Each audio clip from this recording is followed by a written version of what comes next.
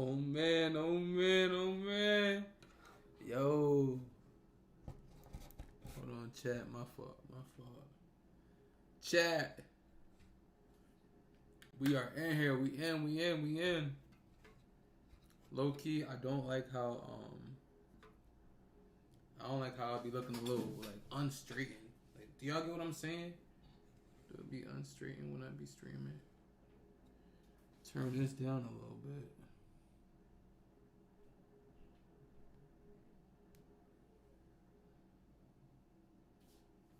Is it good?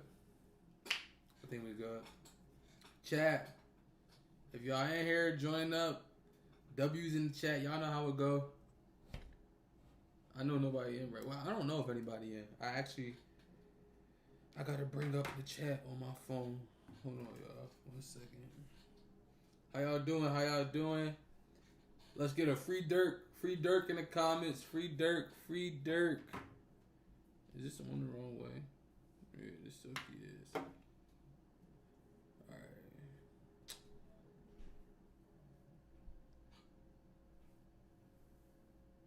There we go. Chat. Free Durk. Free Durk in the comments, y'all. Free Durk. We about to get the live stream going right now.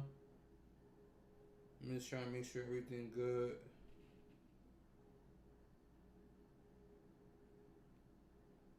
My thumbnail was mad small.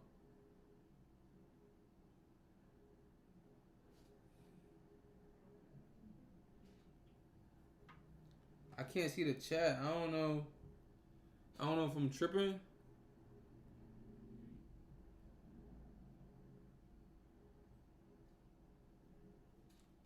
Yo, can y'all comment? Comment one more time. I can't tell if the chat messed up or not. Okay, alright. I see it now. I see it now. I see it, chat. I see it. Bring it a little bit down.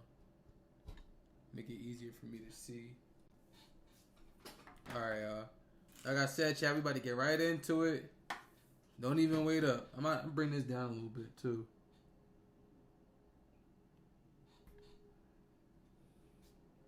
Y'all can see me though. Like this is the one thing that make me mad. I don't know if it's a way I could like put a light on me. Guilty as fuck with free Durk. Come on, we don't got time for trolls right now.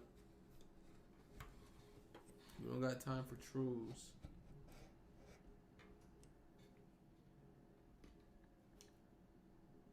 Alright, there we go. And then probably make this darker.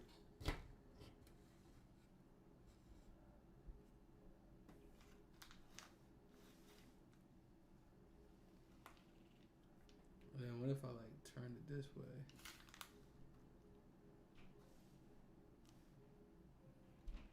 W's.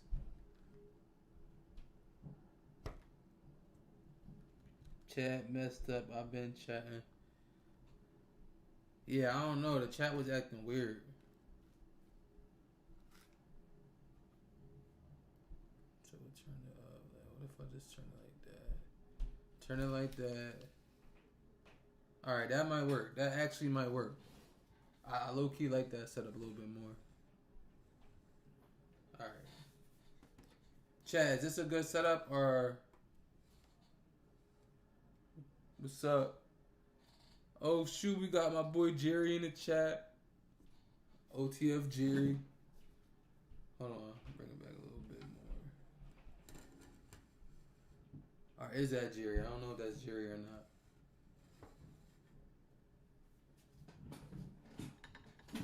We good? We good, chat? Alright, well, since I'm back up, my fault, y'all. This is a process. It's a process. I like to make sure everything good before I start. Yo, can I get a free Durk in the chat? Free Durk. Free Durk. Free Durk train. Let's get the Durk train going. Free Durk. Free Durk. Free Durk. W's in the chat. See, this was making me mad. I just can't see the chat. That's what's getting me low key. Like it's just hard to see the chat.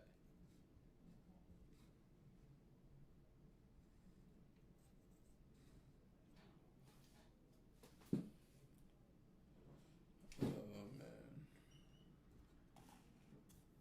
you good? Nah, I'm not. I want to see y'all. It's I'm always placed right next to this one white word, like bro. Put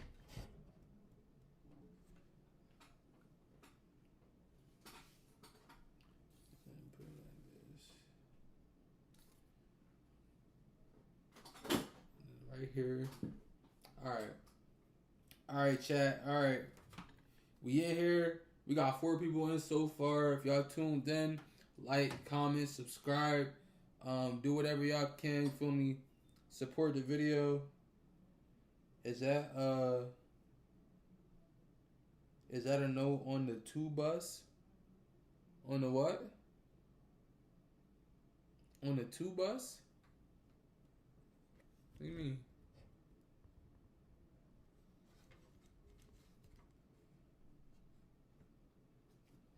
What you mean the 2 bus? 2 be in my ass. When am I getting on the phone? Bro, come on, bro. You're not supposed to bring personal business into the chat. You're supposed to see me about that. I told you,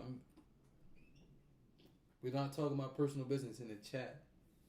Like, come on, bro. Who goes on the chat and exposes their personal life business? Come on, Jerry. You gotta pick a better time to do that. I said you you look good. Yeah, I do look good. Thank you. Chat, I can't let y'all see what I got. I don't want to get in trouble.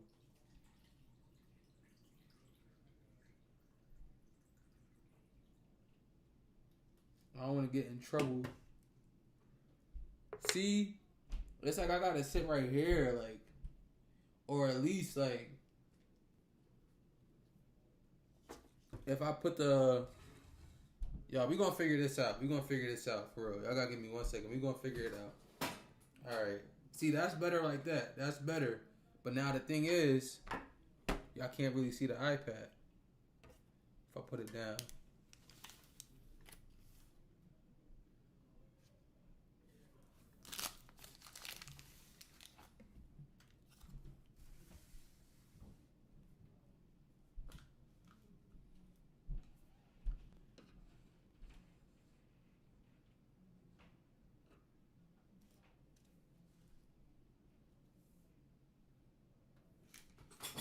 Alright, I think we got something good, chat. I think we got something good finally.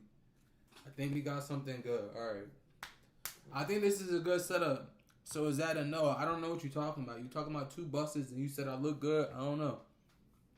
I don't know what you're talking about. Me no habla inglés. But chat, if y'all already can't see from the title of the video, we talking about Lil Durk. For anybody that don't know, like I said, this is gonna be about the trial of Lil Durk. He just what's the word? I'm trying to figure out the right word to use. Federal trial? It's a federal case, I guess. It's going on right now.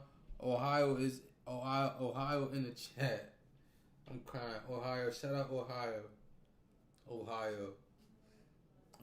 in the chat. But yeah, y'all, we like I said, we talking about the Lil Durk case. It's going on as we speak.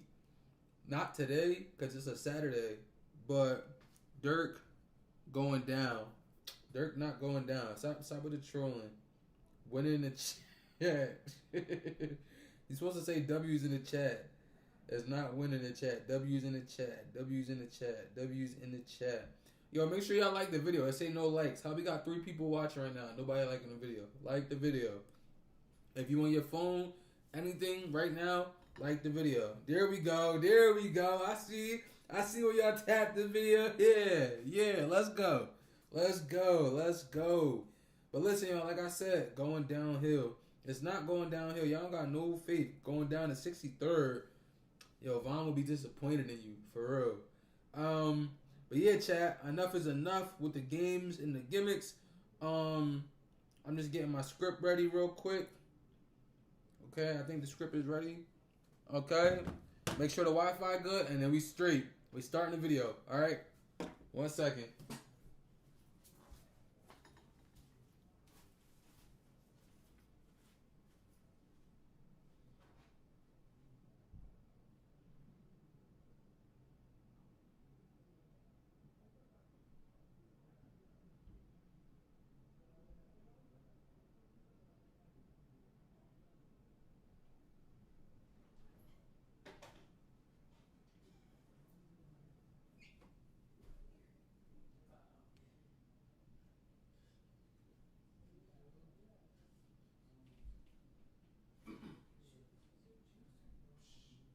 This water, you want water? I got cold in the fridge. All right then.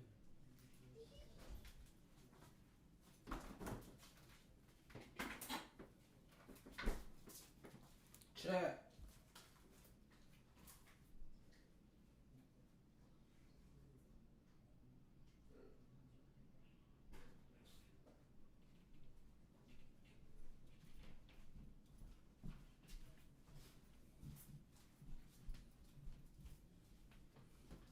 All right, chat. I will say, okay, we got 4 people back in, 4 people in. Make sure y'all like the video, like I said.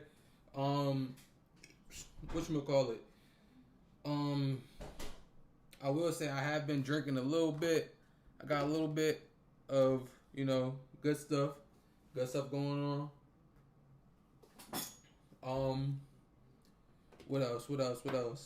Oh, some info coming up before we get into the video. So, it's not confirmed yet. I don't want to get my hopes up before everything goes like how it's supposed to go. But if everything goes to plan, right? With if everything goes to plan, I hope y'all can't hear these people upstairs, yo. Every time I do a video, they want to be loud, have guitar sessions, have a club upstairs. Like, bro, y'all doing too much. Yeah, like I said, I don't want to get my hopes up. I don't want to have everything like too exciting for what's going on, But something coming up is I'm in the process of trying to get my own space, studio space. I didn't really, and I'm sorry if I keep saying but I got a partnership with this page called The Hottest in Jersey. Y'all tap in with them. Hottest_in_Jersey_. On Instagram, they got like 22,000 followers at the moment. They definitely going up.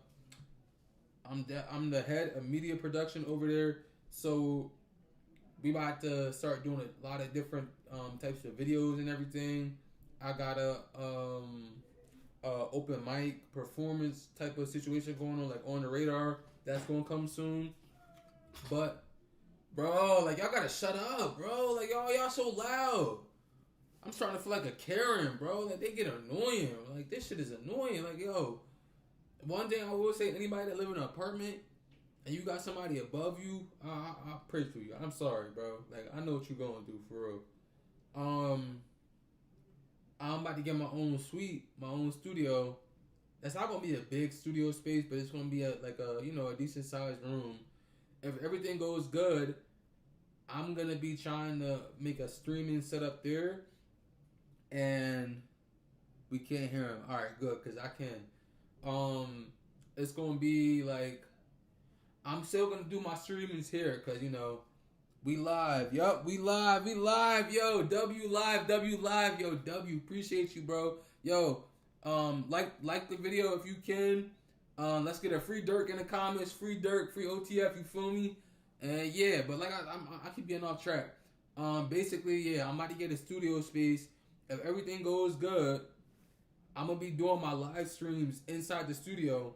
I'm still gonna do them here like every day, but for like big live streams like this, like I'm gonna be trying to be on the case every day. So like every time we get an update, y'all gonna see a video. It might be late, but we're gonna get a video out.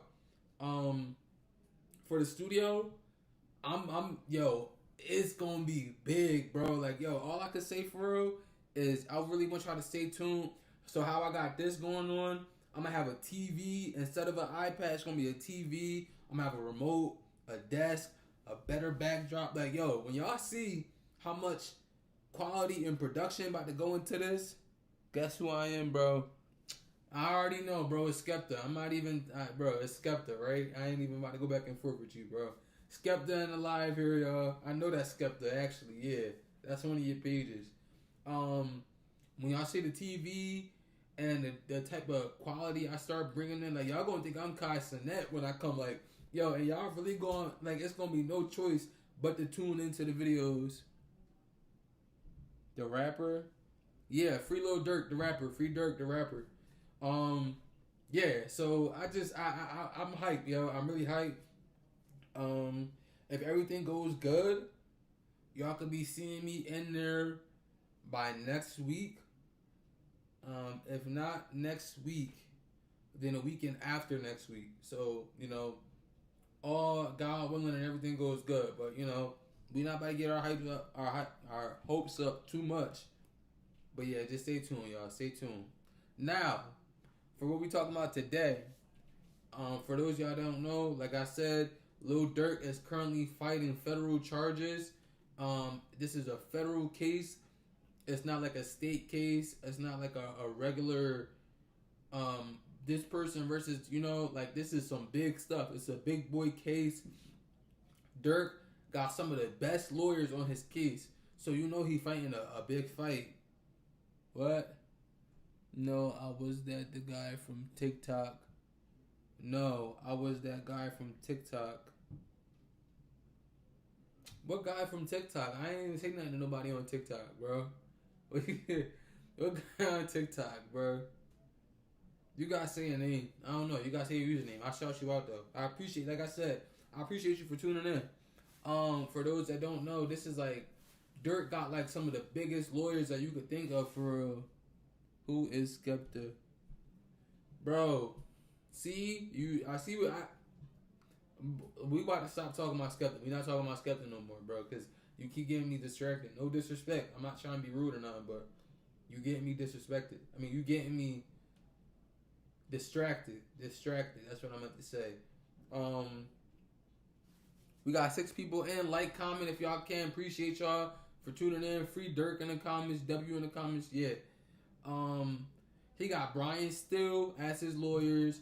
Drew Finland. Now, if y'all don't know, it's crazy that Drew Finland is on this case because he's actually a lawyer for NBA YoungBoy, and YoungBoy and Durk got beef. It's that like I'm not going to like be talking about. I'm not trying to be federal on this video. I'm just talking about what's public knowledge. You feel me? Public knowledge, and what's out there already. So yeah, like I said, Durk's lawyer was actually YoungBoy's lawyer, and then Brian Still just beat a state RICO case for Young Thug. Now I want to say something about that too. No matter how you look at the situation, a RICO case is not an easy case to beat, and a lot of people made it seem like the RICO case for Thug was a federal case, and it wasn't. It was a state case, and then a lot of people say that Brian didn't actually win that case because Thug pleaded, like he took a plea deal, like he took probation for it. You feel me? So it wasn't necessarily a win. Brian said he felt like he could win it. Unfortunately, unfortunately, it didn't go that far. Thug didn't take it that far. Who knows? If he would have pleaded not guilty and tried to like fight it all the way, he could have got the book thrown at him. So Thug went with his best judgment and he proceeded with that. But nonetheless, Brian Still is a great lawyer. Like if y'all see the work Brian Still has done, like in 1 year. And then he got Diddy on the case too. I mean, he got on Diddy's case. So this should let y'all know, like, Brian getting paid a lot. Now you on Durk case, like I bet you anybody that uses Brian still from this day on, and sorry if I keep talking, if it sounds like I'm talking weird. I bit my tongue. Y'all ever bit y'all tongue too hard and made it bleed? I bit my tongue in. I messed up. I ain't gonna lie. It sting now. Like it don't sting, but you know what I'm talking about. Like that one spot that sting when you bite too. You trying to bite something, and I'm talking too much. I'm getting distracted. Yeah. So anybody you see Brian still work with is just know he paying a lot to have him on that case. So I bite something else, bro. Stop with the weird shit, bro. Stop being weird. So yeah, this case has a lot of crazy charges from stalking, murder for hire, and actually let me give a disclaimer too. So disclaimer for this video, right? My cheek, bro. I'll bite something off my cheek. Yeah, I bite my cheek too, but only if I'm chewing fast, bro. I'm chewing fast. The disclaimer for this video is I'm gonna be talking about a lot of different charges against Lil Durk. There are gonna be a lot of violent charges, a lot of crazy things and situations being talked about. There will be, like I said, it's violence. It's a lot of negativity being talked about, and I don't want anybody to go and try to repeat these actions, do them, think they're cool or anything. We're just talking about them for the sake of the trial and the sake of the case. Also, this whole thing is alleged. Lil Durk is innocent until proven guilty. And, we're going to give him the benefit of the doubt until then. Even if he get found guilty, which I hope that's not the case, I ain't taking it. I'm not taking that, you feel me? So, like I said, yeah, so just be prepared to hear a lot of crazy things before you hop into this video. So, yeah.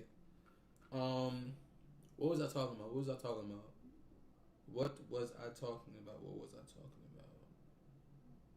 I guess we just hop right into the video, right?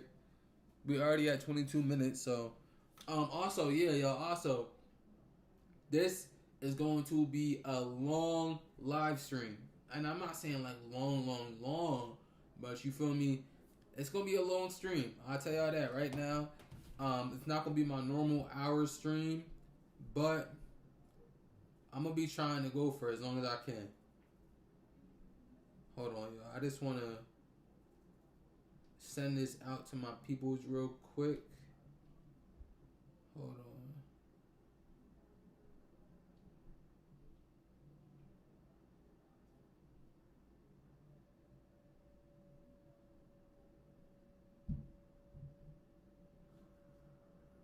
I know they like, yo, what? Bro, what? Alright. Alright, y'all. Alright. Off the stream, you should listen to Vardy and Broken Vase by Sinner. I don't know about today, bro. Probably another time. For real. This about Durk today, bro. Word up. We're talking about Lil Durk. We're not talking about... Bro, they sound mad crazy. Like, I hate what they... I don't know. Alright. So, Lil Durk. Who's Lil Durk? For people that don't know who Lil Durk is, and if you're watching this case, you definitely know who Lil Durk is. But if you don't know, I'm just here to give you a little update about who he is. So I took a picture like this, bro. Oh my god. I took a picture of the notes sideways. So when I turn the phone sideways, the phone turned. Come on, how I lock the screen? Alright. Lil Durk, whose real name is Durk Derek Banks, is a Chicago rapper, singer, songwriter, and the founder of the record collective Only the Family. I say collective. Collective. He became one of the biggest artists to emerge from Chicago's drill scene and eventually developed into a major mainstream hip-hop artist. Durk was born October 19th, 1992 in Chicago, Illinois. He grew up on the Chicago South Side and became involved in music during the early 2010s.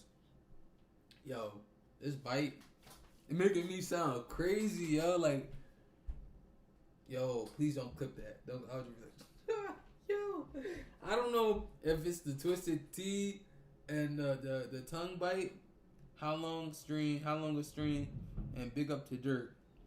Stream. Already done. What you mean already done? Stream. I don't know. The stream gonna be going as long as I can for real. I'm trying to go for at least 2-3 hours today. 2-3 hours at most. If I do 4, I do 4, but I don't think I can stay up that long. I'm gonna stay up. Clip? No, bro. Don't clip, bro. My tongue just hurt. Like it's hard to talk. Like it's hard to talk, bro. He initially gained attention through the Chicago drill movement, releasing a series of mixtapes and songs that helped establish his reputation locally. Some of his early projects include "I'm a Hitter," "Life Ain't No Joke," "Signed to the Streets 2," "Signed to the Streets," "Just Cause Y'all Waited," "2." He got a lot of tapes. I ain't gonna lie. His music was heavily influenced by the environment he grew up around: violence, poverty, street politics, relationships, and loss. Okay. Durk eventually moved beyond Chicago drill and became one of the biggest artists in mainstream hip hop. His sound evolved toward melodic rap, combining Chicago drill, singing, emotional storytelling, and trap. That helped him appeal to a much larger audience. Some of his biggest songs include "Laugh Now, Cry Later" with Drake, "All My Life" with J. Cole, "The Voice," "When We Shoot," "Aha," "What Happened to Virgil," "Broadway Girls" with Morgan Wallen, "Back Again" with King Von, "Crazy Story Part 2" with King Von. His album 7220 debuted at number 1 on the Billboard 200 in 2022. "All My Life" featuring J. Cole became one of his biggest mainstream hits and won major recognition too. So that's some of his accolades, you know. One thing I will say about Lil Durk, I didn't even press it. One thing I will say about Lil Durk is, you know, Durk went through a lot, bro. Like, if y'all don't know, one of the things that Lil Durk really had going on for him, like, he had the song "This Ain't What You Want" and L's anthem for real. But a lot of people don't know that Durk had a moment where he really fell off. Like, Durk fell off for a good amount of time. And it wasn't even like he fell off. Like, he was still around. But, like, I guess the audience and the fans wasn't really receiving the music too well. To the point where, I think he was signed to Def Jam. I don't know if he got dropped or shelved. Same thing, for real. But Def Jam ain't know what to do with him, for real. And if y'all don't know, Def Jam is like one of the big labels, bro. Like from the 90s, like they had Jay-Z on there, DMX. I can't really name a lot of them off my head, but they had a lot of people on Def Jam, you know. I think Jay-Z even owned it at one point, you know. They didn't know what to do with Durk, and it got to the point where it was basically becoming a loss for them, you know. And they dropped him. And it took a while for Durk to really find his footing and get back in the game on top and everything. But I will say, and I'll say it too, like I don't want to sit here and be a LARPer. If y'all don't know what a LARPer is somebody that acts like something or fakes for, you know, let me get this out of the way. Fakes for a certain community, I guess. And I'll say, like, I really got on Lil Durk around Love Songs for the Streets 1 and 2. That's when I really got on Durk for real. I wasn't really there for the "This Ain't What You Want." I wasn't really there for all that. I'm not even gonna say I was, for real.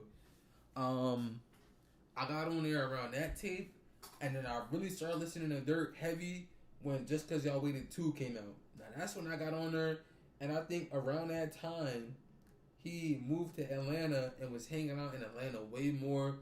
He was working on Lil Baby, Future, Gunna. He was working 21 Savage, like Young Thug. He really, Sos, free Durk, yo, free my, yeah. Listen, man, we got Sos in the chat, Big Sos. If I could get Sos inside here right now, Sos know what I'm talking about. He a Chiracologist for real. But yeah, like I said, I really got on Durk around like the Love Songs for the Streets 1 and 2 era, and I really got on Durk heavy around Just Cause Y'all Waited too. And I think that's when he moved to Atlanta.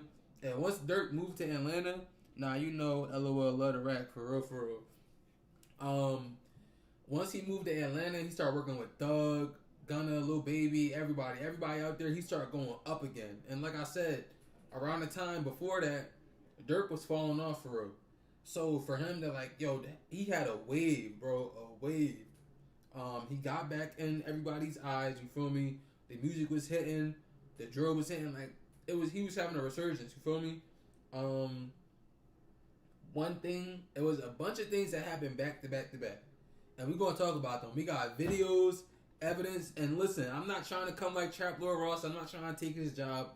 Like I said, everything in here is public knowledge. Durk is innocent until proven guilty. I think he innocent. I don't think he guilty of what they saying, but you feel me? That's just my biasness. That's just me being biased, right? A lot of things happen before we get to this story, and I'm gonna tell you what the things were. Durk innocent, right? Durk is innocent, yo. Free the whole OTF except for Jam, except for Jam, bro. Jam Wildin', bro. Yo, Sos, really stay for this video, yo. Like, really tune in, bro. Like, when you see the videos I got in here, bro, yo, I'm coming like Ross, for real. Stay in the video, really tune in. They gotta go free Durk and all them. So a lot of things happened before this case even started as the catalyst. So, right, Durk signs King Von. They having a hell of a year. Von dropped Crazy Story Part 2, Part 3. He dropped LeVon James, Grandson Volume 1. He dropped mad tapes. They was on a run, bro. Durk doing mad feature galore. Like, they both going crazy, right? It's three situations that really set the standard for this case. But I'm gonna leave one of them out because I wouldn't say this was like the real catalyst. This is a moment that got the feds on them, but I'm gonna put that after. The three big moments that really started all this: Von died, right? Von unfortunately got killed. He fought Quando Rondo at a club. Lil Tim unfortunately got the ups and took him out. You feel me? We gonna say how it is. That happened. Now, around that same time, I believe the O Block 6, the ones that got arrested for the murder of FBG Duck, they either were being investigated or they got arrested in jail. One of them. Y'all could correct me if I'm wrong, right? That happened. So when Von died, Durk is looking to O Block to go slide. He looking to O Block to go slide and go handle that. You feel me? Like, that our brother just died. We gotta do something about it, you know? And yo, just so y'all know, I don't want to put no emphasis on it, but like I said, this gonna be a 3-4 hour long stream. Like, this gonna be the longest stream I ever did. I got a little bit in my cup. I got some, you feel me? So we gonna have a good time for real. So if I start slurring a little bit, my fault. I'm trying not to drink too much, but you feel me? This gonna be a long stream. Like, this gonna be my longest stream, y'all. So I really want y'all to tune in, listen, play the game while you listen to this. Like, this gonna be a really informative stream. I got so much. Like, if I showed y'all all the slides I got like 50 slides. I'm coming like Trap Lord Ross for real. Like, really. Skeptic Change. Oh my god, bro. Here you go, bro. Playing in my live. Yeah, so Von died. Durk is looking to O Block to go slide. But the main sliders are being investigated or they in jail. Right? So with the main sliders away, all eyes is on Durk. Everybody coming at Durk. Everybody commenting at Durk. Everybody saying, do this, do that, do that. You feel me? Go slide. All eyes is on him. Not even 7 months later, Durk's brother dies. Nah, Jay, I got banned from someone else. Bro, I'm not paying you no mind no more. All you do is play in my live, bro. You be trying to get me off topic. Stop. For real, stop, bro. No, bro. Get out my live. Whatchamacallit? His brother died not too long after that. The comments start going crazy with the slide narrative. That everything just go crazy, right? Those is the two biggest things that got us where we is today. But something else happened, right? And I'm gonna tell y'all. But before we get into that, let me show y'all the charges. So this is the new mugshot of Durk. So I don't know if this is real or not, but that's how he look now. That's how he used to look before he got arrested. Getting cotton mouth, y'all. So yeah, the current charges for trial involve several federal charges, including murder in the aid of stalking, resulting in death, conspiracy to commit stalking, conspiracy to commit murder for hire, resulting in death, and a federal firearms charge connected to the alleged crime. The recently added racketeering Chicago-related charges are not part of this current trial. So, also, said hi. That crazy pug said hi. Appreciate you. This is one trial that we're talking about right now. Durk got a whole nother trial after this trial. And he gonna spank that one too. We're not even gonna make that seem like it's something bad. Durk got a whole nother trial after this trial. So he has a RICO racketeering charge, but that's in a different trial. So keep that in mind, right? Now, it's 3 people. You should make one about Esther Kid. Bro, oh my God. I'm not... See, look. That's when I stopped paying the chat any mind. Because y'all start saying BS, bro. Stop it, bro. I'm doing the live right now. I know what y'all got going on. Like, stop. Y'all be trying to make me look crazy, bro. And I already told y'all. I'm not going back and forth with y'all, bro. But, it's 3 people. 3 people / 3 situations that I think really brought the feds onto Durk heavy. The first person, Alexander Witherspoon, right? Now, let me give y'all a little bit of background. So Alexander Witherspoon, basically, oh my God, bro, yo, this cut on my tongue hurt, bro. Like, he was a stolen vehicle seller. So he stole vehicles. And he was selling them to the streets. They had unreadable tags, like strikers. You feel me? He was selling strikers on the streets. Apparently something happened where they sold to an OCF member, and it didn't work. Like the tags got read. Something happened where the striker didn't work how it was supposed to work. You feel me? Durk, Vaughn, and I think THF Bezu. I could be wrong. They all went to go do something. I believe Bezu went to go fight him, and during the fight, allegedly, like I said, this is what the FBI, the feds are painting, right? According to the feds, Durk shot him while he was getting his ass beat, right? Now, he gets arrested. Something that happened with this, and I probably got this written after that, but I just want to give a little detail. I want to say what I got to say about it before we get into it. But he gets arrested in Atlanta. It was a whole big thing, a whole big case. Durk and Vaughn turned themselves in. There was a lot of stuff going on with this, right? Out of nowhere, charges get dropped. The charges just get dropped, right? And they don't talk about it again. It was said that he was going to go rat on Lil Durk, snitch. He was going to snitch on Lil Durk, and he stopped last minute. Something happened along those lines. But what's being said is the feds came to him and offered him a deal, right? Because you got to think about it like this, right? You're selling strikers. You're selling stolen vehicles with unreadable tags to a criminal organization, and I'm saying that in quotations. Allegedly, that's what the feds are saying. You're selling it to them, and these are being used in multiple different crimes, right? So at that point, it's murders happening. Like it's people dying from this. People dying. People are getting robbed, shot at, all types of stuff. So you like a key component to this whole thing, but it's somebody above you, right? You done already did a lot just selling the cars. You may not be holding no gun. You may not be robbing nobody. You may not be doing any of that. But you just selling the cars like that, stolen cars, you messing up. You feel me? But I'm gonna let somebody else say. Hold on. OTF Jam. Jam is another person involved with this situation. In my opinion, I think Jam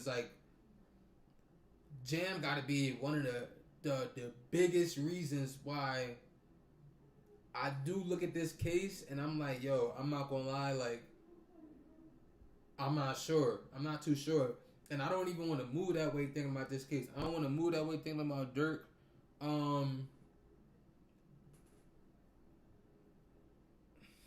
Yo, what do y'all be on, bro? Bro, I like everybody, bro. So stop. I appreciate every country, every state, anybody. I love everybody. So if you're a human, I love you. Jam allegedly was one of the biggest hitmen, according to the FBI, for OTF. Like, mad of them under his belt. Mad hats under his belt. According to the feds, he did a 12-year bid off of another body. He did a 12-year bid. As soon as he came home, allegedly Durk gave him $50K, said get back to sliding. Go ahead and get right back to it. He did what he was told. You feel me? He did what he was told to do. But he started to get disgruntled. And it came down to the point where he felt like he wasn't getting paid enough to do what he was doing. Because at some point, you got to sit there and think like, yo, I mean, I don't know how much a body costs. I don't know how much it costs to take a life. But I know, according to rich people, $50K ain't shit. Like, yo, $50K cool. Like, it's a lot of money. Like, to me, I'll take $50K. I'm like, yo, that's, what? 50,000? Hell yeah. Like, yo, that's a lot to me. But to somebody that got money, that ain't nothing, right? So,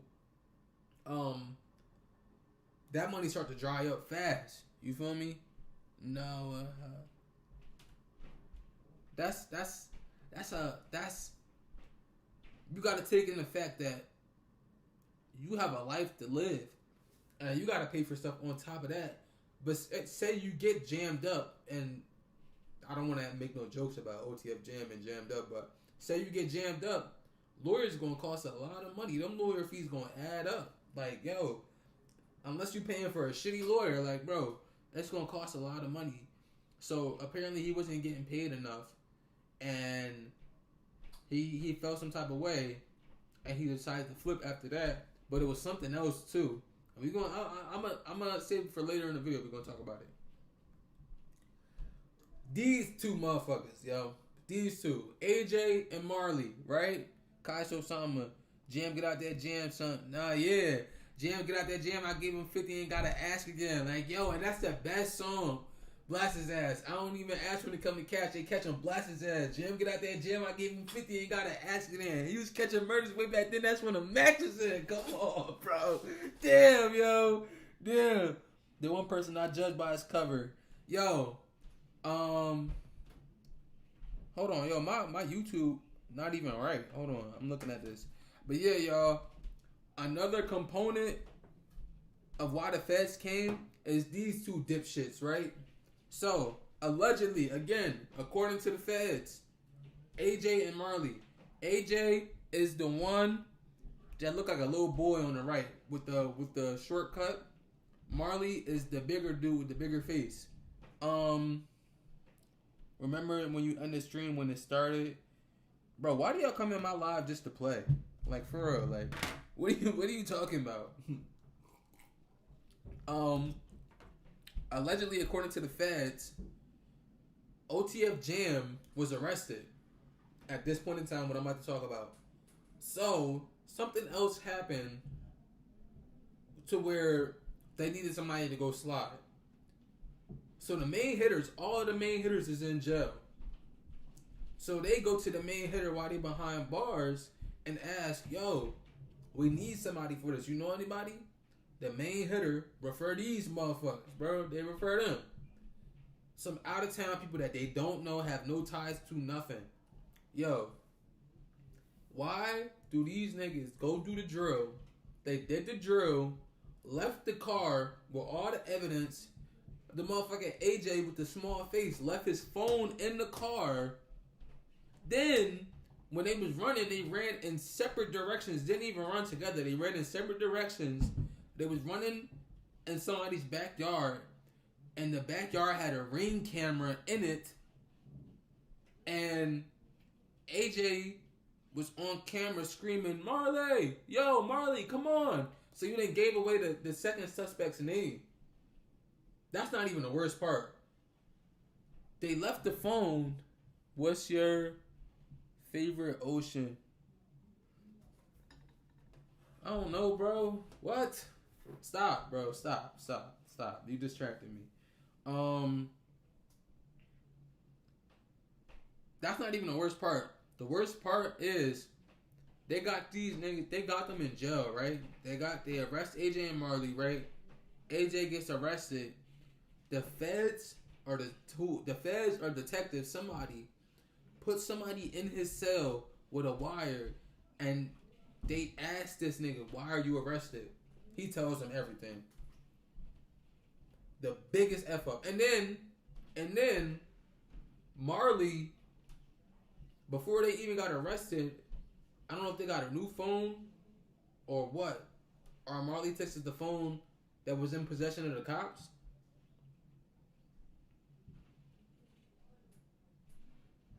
But he texts AJ and says, did Durk pay you yet? Or when is Durk gonna pay us? Did you see Drake and the emo girl? Yeah, I did see that. I did. So, all around the board, yo, it was just mess up after mess up. 46 minutes? It don't even feel like 46 minutes. Alright, we doing good so far. We doing good. We got 8 people in here. Yo, like, comment, W's in the chat. Free Durk in the chat. Free OTF in the chat. Appreciate y'all for watching. Thank you. Spread the word if y'all can. I really appreciate it. Make sure y'all like and share, like I said. It mean a lot. So, yeah. These is 3 reasons why the feds really came on the Durk. Now, some of the videos that I have in here are basically, so if I did a breakdown of everything, I probably wouldn't do it justice. I wouldn't be doing the video justice for real, because it's some things that I can't remember, some things that I forget, you know. But somebody that I have here to help, even though they're not here actually talking. How is Kayla doing? You ask Kayla, y'all in the chat, talk to each other. Something I have to help is DJ Academics, right? Now, if y'all don't know Academics, he's like one of the biggest hip-hop personalities out. He was just ranked number 1 on Complex's hip-hop influence. It was something. He was ranked number 1. And another reason why I do feel like he's the best person to talk about this and give some background context is he had a whole series called The War in Chirac. DJ Academics was one of the first people to really be reporting. Yeah, she is. But you just be trolling too much, so you kind of made me mad when I responded. So, what was I saying? Y'all distracting me. Academics had this series, The War in Chirac, and he really covered a lot of these artists before they was even big or famous. Like, he gave them some of the nicknames that we give them today, like the Grim Reaper for Lil Reese. I wish I was Pug. Yeah, she obsessed with me. Whatchamacallit? He called Lil Reese the Grim Reaper before he even got the name for real. So he really was embedded in the Chicago scene for real, you know? I walk through like nothing changed, but I'm bossed up with some boss change. So yeah, the first video we have is Academics revealing the first reason why the feds started getting tapped in to the Lil Durk situation. They're trying to charge OTF with some type of sweeping indictment. Because here's the thing too, it's kind of hard. You know how these rappers do it, right? Like these rappers, like they rap about killing, but they don't kill nothing. At least with Durk in that situation, they did claim that he shot. They claimed Durk pulled the trigger. So they were, they had a better case than. It's really hard, and the state doesn't have many resources when they're saying that this guy is ordering killings. That's what they said with Thug, and Thug whipped their ass in court. Even though, he still pled out. He did. But, you could drown the state in your resources. You could pay off witnesses. You could damn near fucking have people go up there and do the YSL Woody. That's how Thug beat his case. So with Durk, it felt like it was going to go there, but then they dropped the case. They dropped it. Remember that. Apparently, the story goes like this. They dropped the case because the feds come and pick it up. I'm going to tell you how they pick it up. Not only was people in the vehicle starting to die, the hella bands nigga, then Vaughn, what ends up happening is that the guy that they shot, okay? The guy that they shot, who was the victim, gets arrested shortly after for exactly what he does. That's a guy who sells stolen cars. He gets arrested for a stolen car. So yeah, he got arrested for the same thing. The cops squeeze him, and basically he says, "Hey, listen, I'll do anything to get out of this. I'm the one that's been providing stolen cars to Durk Criminal Enterprise," or not? He doesn't say criminal enterprise. He flipped like to crazy. Durkio and them when they're sliding on us. Oh, that's good. The guy who got shot, this is him. His name is Alexander Weatherspoon. Alexander Witherspoon. Keep up. He got shot. You're gonna see Chicago rapper will turn himself in police on the 5th after he supposedly shot this dude in he shot this dude. When he shoot him? In February? Yeah, he shot him in February. Either February or January, right? At the Varsity. Oh no, the February 5th shooting, yes. So he shot him in February. And then the dude who's the victim, right? The dude is the victim, the man injured, identified as Alexander Witherspoon. He gets locked up in April. And he got charged with possession of a stolen vehicle. So the feds flipped him. And they say, "Yo, you're about to go to jail, motherfucker." And he said, whoa. Remember the niggas that shot me? I'm the one who provide the stolen cars when they're doing all the bullshit. You see? Feds got one person in the pocket. They told the state, "We got this," and the state said, "Okay, we're just gonna drop it." Shooting case where him and Vaughn were accused of shooting some dude outside of a Club Varsity, and essentially what they claimed, this is what prosecutors claim. They claimed that there's surveillance footage that got Durk leaning out the car, his hand out the car with the blicky, firing shots at a op. The dude got shot, but he didn't die. He caught 5 charges for those things. Now, we all know that Vaughn died eventually. However, the prosecutor's coming out now to say, you know what? We're not going to prosecute Durk anymore. Now that's we're weird. trying to find out why. Now, here's the thing. Randomly just dropped the charges. The district attorney, and we all know that's Fonnie Willis. Remember, she was cleaning up Atlanta, Fulton County. She's going hard at every rapper. She even said, "Don't do no type of crime if you're going to rap about it. Listen, all Durk do is rap about it." 11 people in here. Like, comment, subscribe. Free Durk in the chat.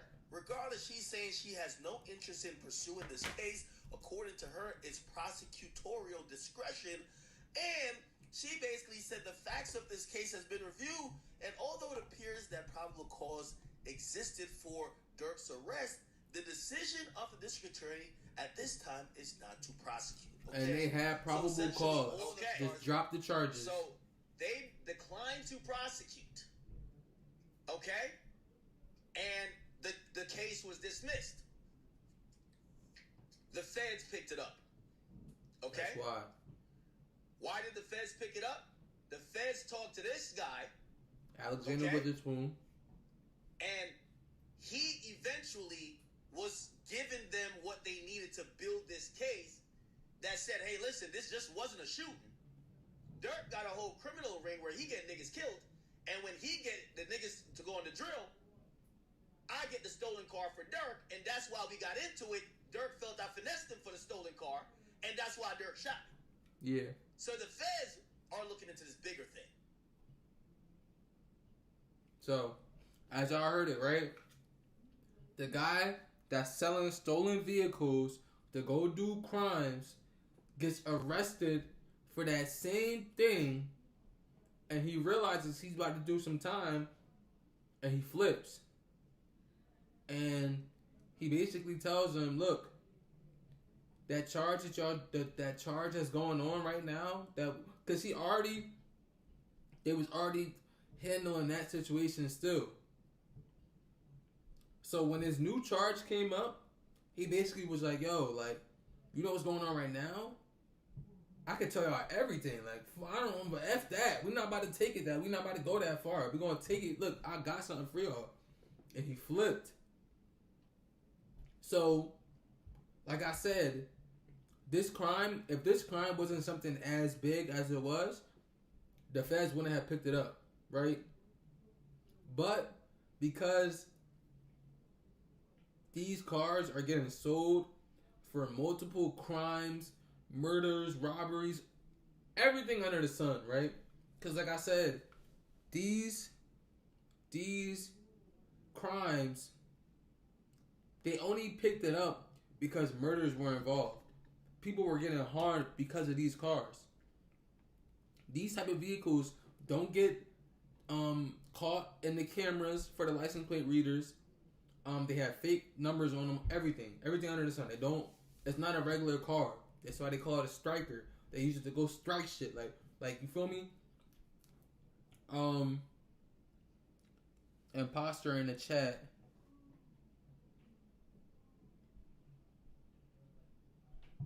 What? Oh my gosh, yo. What's wrong with people, bro? Y'all being weird, yo. Yeah. So then, when he flips, there's two Kaylas. I know. I'm not about to get your girl tapped in line running up, please. You gonna make me mad. Yo, we got 10 people in here. If y'all not already tapped in, like, comment, subscribe, W's in the chat, free Durk in the chat. Let's get it going, y'all. 10 people. Can we get 20? If we get 20, man, I really appreciate that. 20 people in the chat, I'm gonna be streaming for a long time. So, yeah, the dude basically flips on Durk. That case that was going on, it was a big case. It was in all the headlines for real. Like, Durk turned himself in when that situation happened. Like, it got dropped. And like you said, like the video said, the district attorney, she's the one that put out a press conference saying that 4PF, YSL, everybody was going to go down. You feel me? I'm from Ohio. She was the one that was saying everybody was going to go down and Atlanta's done with the crime. Like, they're not standing for it no more. She says in a press conference that while there is probable cause for this case, they're going to drop it. That in itself is random. Like, you're not just going to drop a case for nothing, you know? He's wrong. He's trolling and wrong. It's funny. Huh? Y'all confusing me now.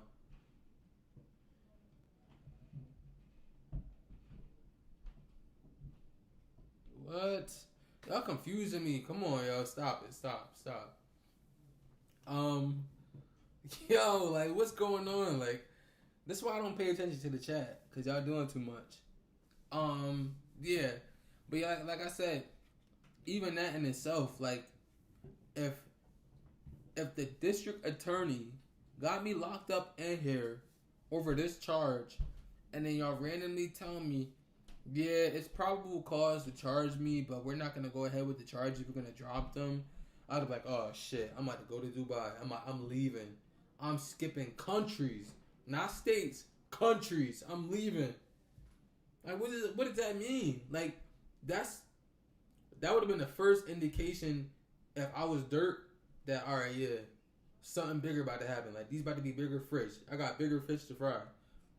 Yeah, we got 11 people in the chat right now. Like, comment, like I said, like, comment, subscribe. W's in the chat. Free Durk in the chat. Subscribe.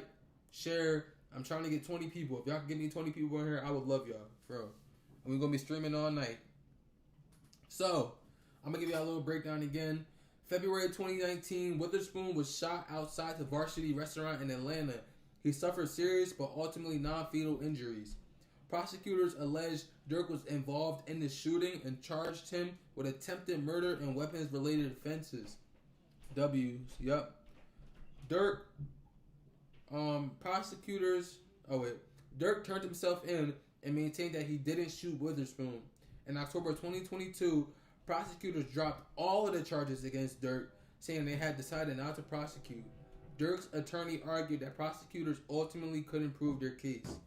Now, Durk's lawyer said that they couldn't prove it, but, yeah, I know. Yo, this troll is annoying, bro. Y'all trolling too much. Whatchamacallit? I'm sorry, y'all. Yo, the trolls in the chat just be making me mad. Like, they are doing too much. Their lawyer said it wasn't enough to prove what was going on. But like I said, if that was to happen to me randomly, I wouldn't even feel okay thinking that y'all just dropped my case. Like, what do you mean you just dropped my case? Like that's weird. Y'all ramped up all of this. They put it on the news. Like, it was a whole new situation. Durk made a song about turning himself in, all types of stuff, and then y'all drop it. Like, come on. I would have knew the feds was on me from that case, from that point on. So the second thing, right? This is a follow-up to that video.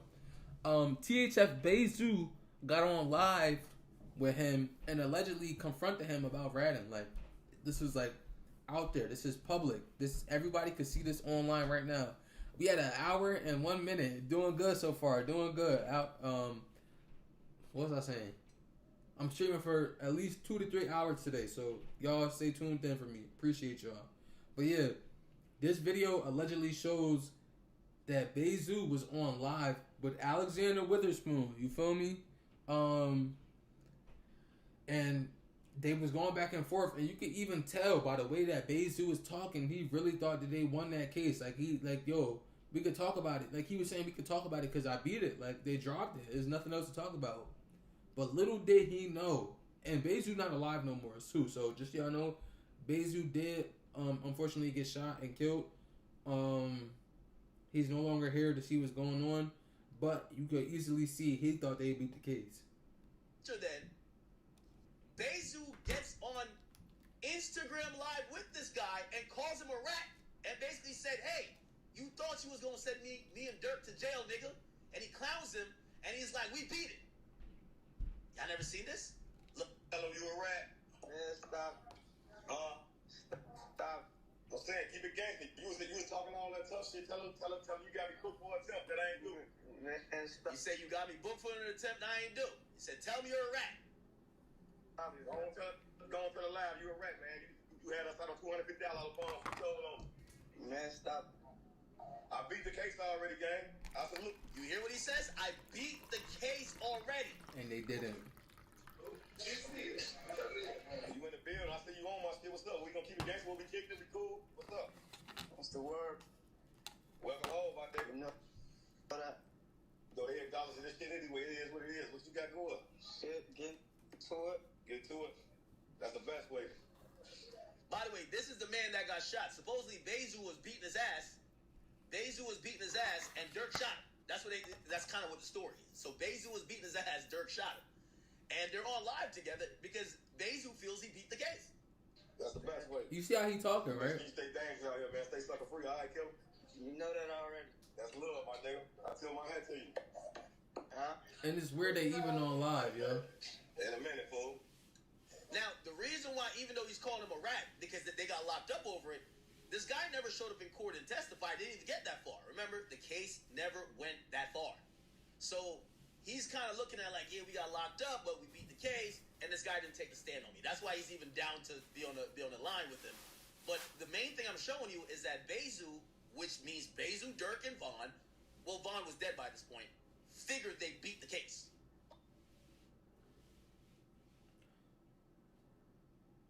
Yo, y'all balling in the chat. Yo, Hyra, imagine the troll was the Little Mermaid. Imagine, yo. And they were just on weird shit. Imagine, right? Nah, but look, even in this situation, like I said, the case, and I think it involved Vaughn. I'm not sure. Correct me if I'm wrong, but Vaughn, Bezu, and Durk all were involved. Basically, Bezu was beating his ass. You feel me? He's putting the paws on him. Durk allegedly, according to the feds, shot him. He gets arrested for the same thing that they were whooping him over, the stolen cars, and he flips on them. Now, apparently he was set to testify, but he didn't do it. So, according to Bezu over here thinking like, oh, he changed his mind, like he didn't want to snitch. You feel me? Whole time, it's not even that. What happened is he still snitched, but at a bigger level. You feel me? Like it's different levels to this. You feel me? Like they ain't just doing that. Now he's sitting on live with him because, as you heard from Bezu, the case is done. Like, imagine Troll was who and what? The Little Mermaid. Think. Use your head. Whatchamacallit? He did that, and he thinking that basically they beat the case so they could talk about it. You feel me? Like they could talk about it. They're not gonna get in trouble from it, and I think that's why the dude not really answering. Like he don't even got his whole face in the camera. Like he's sitting there like, yeah, cuz it might be. I'm crying. He not even showing his face in the camera for real. He's sitting there like, stop playing with me. I ain't no snitch. I ain't no rat. Like, stop playing. Like he not really answering. He giving that like, I low key did, but like I didn't. Like you feel me? Like he not trying to say too much. And plus, we don't know. We don't know how it is. I never been in no situation with the cops or federal government to snitch or being anything. Like I don't know how that is, but he on live with him. And I was gonna say it's weird, but Chicago people always had a tendency to go on live with their ops and stuff. So this ain't really nothing new, but it's like it's weird, you know.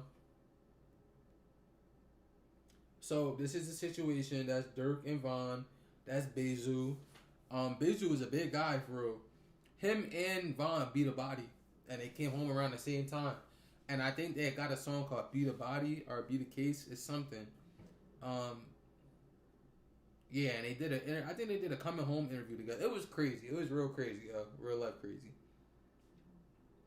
So the next thing we have is academics reveals the second reason why the feds started coming on the Lil Durk, right? And here it is. Vaughn dies November 2020. Y'all continue with the timeline? Vaughn dies November 2020. November 6th to be exact. It's a Friday. After he passes away, we get Durk, who goes into, the New Year's really upset that he felt that the O Block guys was going to go slide. Mm-hmm. The O Block guys were, at that time, embattled, at least the main ones. They were embattled with the investigation into them under investigation FBG Duck. So they can't do nothing. Vaughn's real niggas who should have been sliding, most of them were getting bogged down by the feds that were on their ass because of the FBG Duck murder. FBG Duck murder. Let's look at the timeline. When? Yes. So remember, they killed FBG Duck. And that was in the Gold Coast of Chicago. Cameras everywhere. 2 months later, Vaughn dies. The niggas who would slide, remember a couple of his guys got shot. I forgot what was homie name who had like part of his face removed. But Muwamp and them, they're now being investigated by the feds, and they get. When did they get arrested? Let me see. When did feds arrest O Block 6? They got arrested in October 2021. So while Durk is upset, everybody's clowning him slide for Vaughn. He's looking towards the O Block guys to slide for Vaughn, but most of the O Block guys connected directly to Vaughn they're under heavy investigation because of the FBG murder that happened a month before Von So died. they can't do nothing. Also to note, D-Thing, which is Durk's brother, when did he die? He gets killed. 7 months after Von. Von dies November 2020, and literally 7 months later, Durk's brother died. He's going through the roughest time in his life. And then 3 months later, the O-Block guys get arrested. Everything is looking at him. Are you going to slide for your brother? And are you going to slide for Von? Remember, Durk took a loss to his brother, and O-Block 6 gets locked up in 2021, and Von basically dies at the end of 2020. He's taking some L's here. He's also making some of the greatest music in his life. He's collaborating with Drake. Like, that's a career-wise fact. is going good, but if you want to match it to the music, this idea of being healed, almost healed, all of that, it matches to Durk's mindset and also his spirit, given that he's losing people. And it's not that maybe revenge gets him to feel happier, but he's in a really sunken place as a street dude. He's catching career wins, street losses. We're going to bring up Jam because when Jam gets out in February 2022, Everything changes. apparently Durk hits him with the 50K. Okay? So the song Jam that get he out got that jam, I Durk- give him when 50, he ain't Jam got get to out ask that jam, again. I hit him with 50, he ain't got to ask again. He hits him with the 50K. Yup, soon as he get home. I Soon told as he Kiki touch my it mom down. eat me, she made me collard greens. She like, Shmirk, you know it's July, right? Why you Like, dress yeah, like like it's Halloween? I say, go, go. They know that we did it. What folks said. Yo, incriminating. Yes, sir, ski. You gotta drop this shit. Yeah, you gotta drop that shit for real. I ain't gonna lie, that shit. Ooh. You in blue and crazy in the motherfucker. So you see Jam there. That's Jam. Yeah, we Hey, guys, moving D. over here. We all gotta pop out on the air with some shit they ain't never seen Don't before. get crazy for y'all though, man. We gotta pop out with some shit they ain't never seen before. Okay.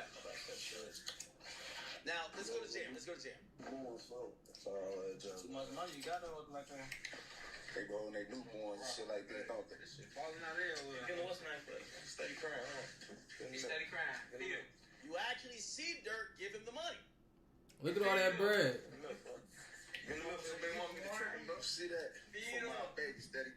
Now, you gotta listen very carefully here, chat. Listen very. And that's what I said. I'm gonna say at the end. What did Durk just say?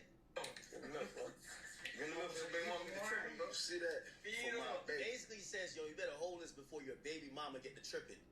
Remember that? The baby mom The play baby a mama comes back up. big role. Remember that. 2022 was the year of sliding, supposedly. Okay? So 2022 was a year of get back. Everybody had to get done. All right? So, Jam comes out 2022. He gets 50. And apparently, he gets put to work. Okay? Soon as he come home. We're going to talk Body about the after second body. incident, which they're claiming he might also be, party to, which is, it looked like, and again, this is alleged, this is what the feds are saying, it's not Axe saying it, I'm not saying Durk is guilty, please don't do that. But they're saying Durk sent him on several hits. They're claiming Durk sent him to kill FBG Cash. We'll talk about that. Durk had him do the little pop hit, which I was in denial about for a long time. I was like, ain't no way he was. Now that's But crazy to apparently, me. I didn't think he was here for that. He's now renamed as, I believe, PW1 or PW2, which is Detective Witness. But he's initially co-conspirator 2. He's actually one of the shooters. So yeah, y'all. Like I said, it was multiple things that happened. Von passes away. The people he wants to slide can't slide. All eyes is on him to handle this situation. The feds is already on the people that's supposed to slide. So the feds is already nearby They're not on Durk, but they're already nearby. And the crazy thing is, if you remember, FBG Duck's mom was coming out saying that the feds was going to be on Durk in a matter of time. And she kept saying that. But the way she was saying it was like in regards to her son dying. Duck, right? Nothing ever came from that. Unless they're going to bring it up. I don't know if they're going to bring it up, but nobody said anything about it yet. You know, she kept saying the feds was going to come on them, and they never came. So Von passes away. So no. Duck died before Von passes away. So let me establish that. Because Von was doing interviews saying he had a song with Duck. I remember, yeah. Von was doing interviews saying he had a song. They squashed the beef before he died. All types of stuff. You feel me? He was lying, obviously. But that happened. Von dies. While Von is dead, everybody trolling Durk with the slide for Von comments, right? Durk, I guess before he started getting his actual hands dirty, he looking to the old block 6 like, y'all just slid. You feel me? What's up? They got the feds on them, and then they get arrested. Not even 7 months after that, Von's brother D-Thing dies. So then it's every eye looking to him. Like everybody looking at him like, yo, what are you gonna do next? What's gonna happen? The thing that comes and changes everything, OTF Jam. Now Jam is one of the most known hitmen for OTF, allegedly, according to the feds, right? He comes home, and as soon as he gets home, according to the feds, again, and I'm keep saying this because, you know, Durk is innocent until proven guilty. Soon as Jam gets home, Durk give him that 50K. He don't even gotta say too much. You feel me? Like, it's unspoken. I'll give you this bread. Like, I'm not about to give you 50K for nothing, brother. You know what you just did. You know what you just in jail for. You come home, I give you 50K. You know what this for. It ain't on no, yo, get yourself right. Like, yo, this my man's right here. I love you. You getting 20K, 20, 10, 20, a 30 if you really a good friend. I give you 50 to 100K for nothing, bro. You gotta know you gotta be doing some shit. I ain't gonna lie, bro. You gotta know your morals about to be in question. Like, and I don't even mean on no nasty freak shit. You feel me? Like, no weird shit like that. But I'm saying, a man give you 50 to 100K out of nowhere, a street nigga. You should know this money gonna come with something. You gotta do something for me. Like, really. Jam is one of the best hitmen on there. He come home, Durk give him 50K. All he gotta do is nod. All he gotta do is nod his head. He know what that's for. He know what he doing. So Durk put him to work as soon as he got home. This is what the feds is saying. Soon as Jam come home, Durk give him that money. He say slide, clap him, slide, bow, bow, bow. Knock him off. Knock them all down like dominoes. Get them all out of here. That's what he say without saying too much, right? That happens. We get what happens next. This is Von and D-Thing. You can't really see, but that's Von and D-Thing. This is the O Block 6 that was involved with the murder of FBG Duck. If you want to look at that. Another major factor surrounding Lil Durk was the devastating loss he experienced in a short period of time. In less than 7 months, Durk lost 2 people extremely close to him. His longtime friend and OTF artist King Von, followed by his older brother D-Thing. These losses reportedly hit Durk extremely hard. With 2 of the people closest to him gone, the pressure surrounding him only intensified. The question became, who was going to step up and get revenge for the fallen? But there was a major problem. Many of the people who could have potentially retaliated were already under intense investigation, and legal pressured themselves because of the FBG Duck murder case, making it much harder for them to move freely. That left Durk in an increasingly complicated position, with more attention being placed on him and what his next move will be.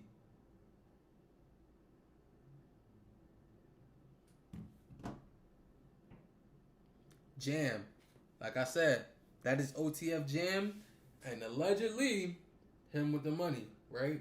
Yo, Jam look old as hell. Apparently he old as shit. For real. He in his 40s, 50s. Like, yo. Then another piece of the puzzle entered the picture. OTF Jam came home. Jam was known within Durk's circle as someone considered fearless and willing to put himself on the line. His return added another layer to an already tense situation, and according to the government's theory, would eventually become part of their larger story surrounding what happened next. So the next slide is academics further explaining how OTF Jam brought the feds onto Durk. FBG Cash mural. Remember when he posed in front of the King Von mural? The old block King Von mural, and he threw up the middle finger?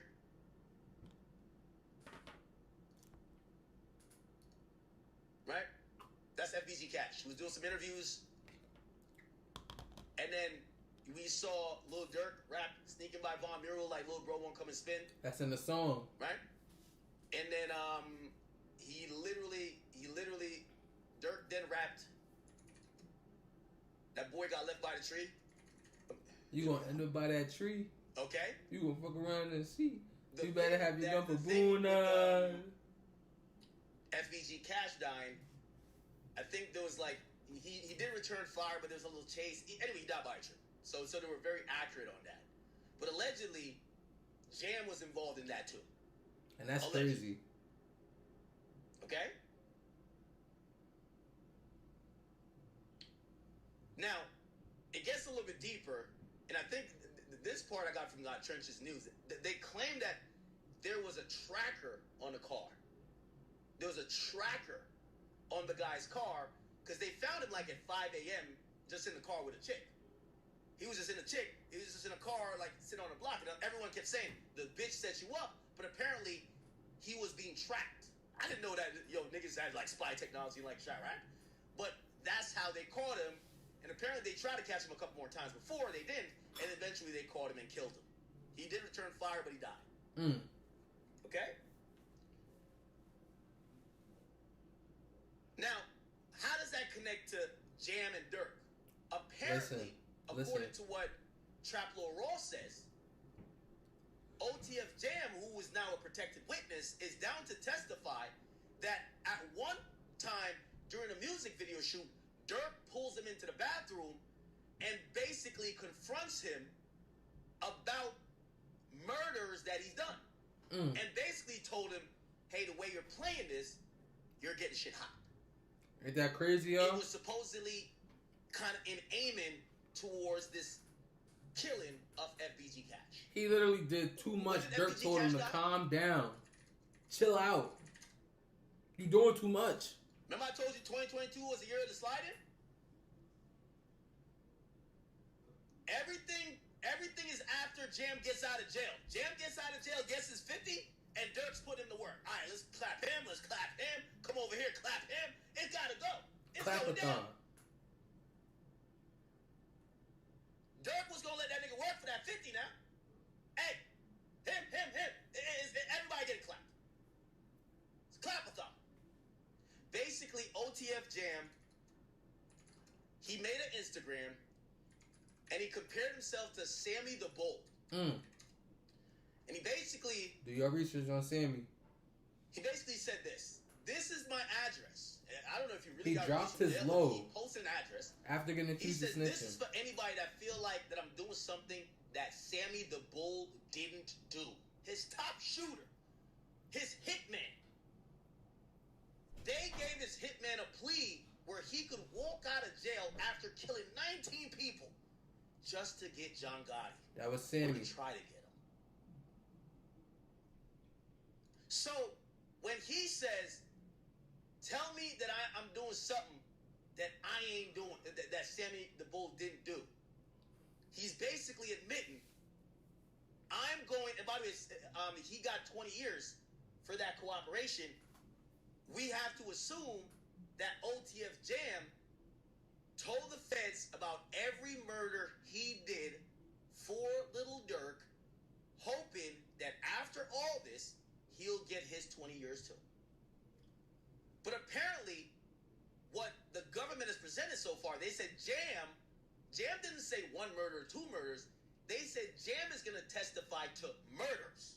Multiple. Basically, he's going to go in court and say, I've killed a bunch of people for Durk. That's what he's going to say. That's why he's Sammy the Bull. And then it's crazy, like at the same time, it's like he done said that Durk pulled him. Like I'm gonna be honest with you, like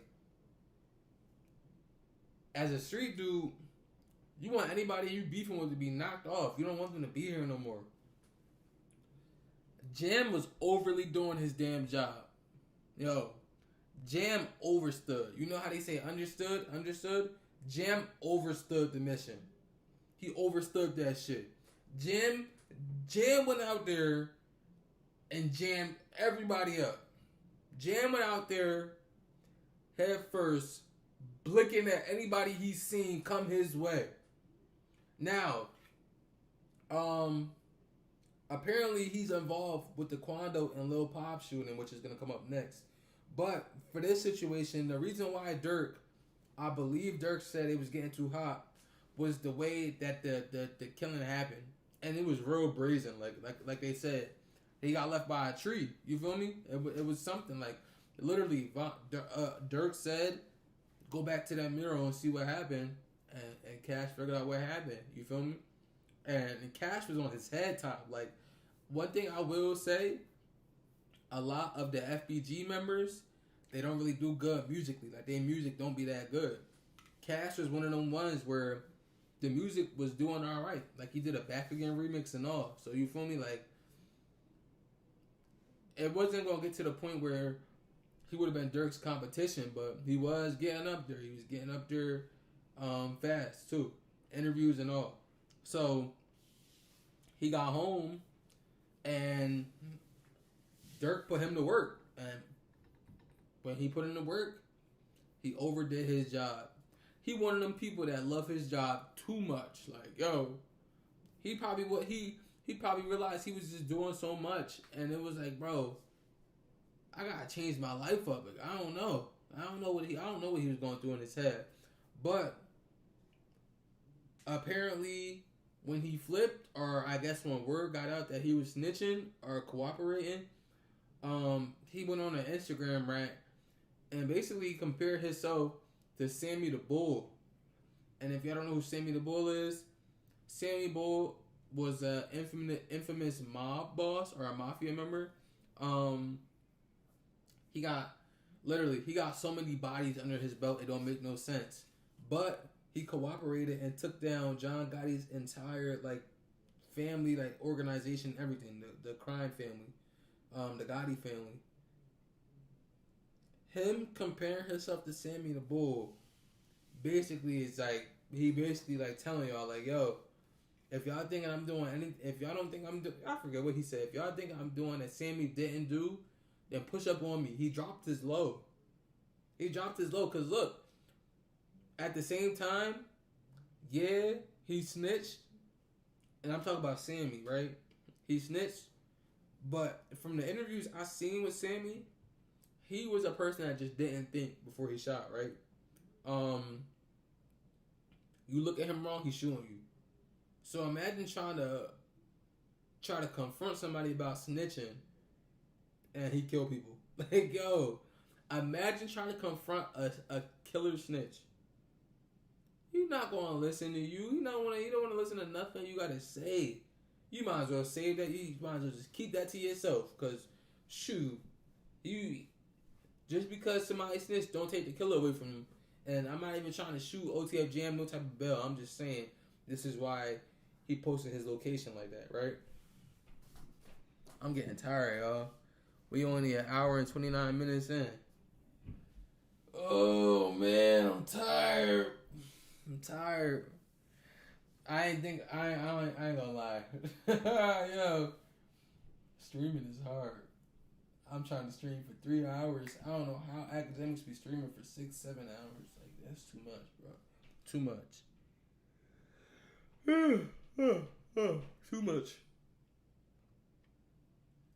According to the federal government's theory, when OTF Jam came home, Lil Durk allegedly welcomed him with money up front and expected him to get back to work, specifically retaliating against their enemies for the people they had lost.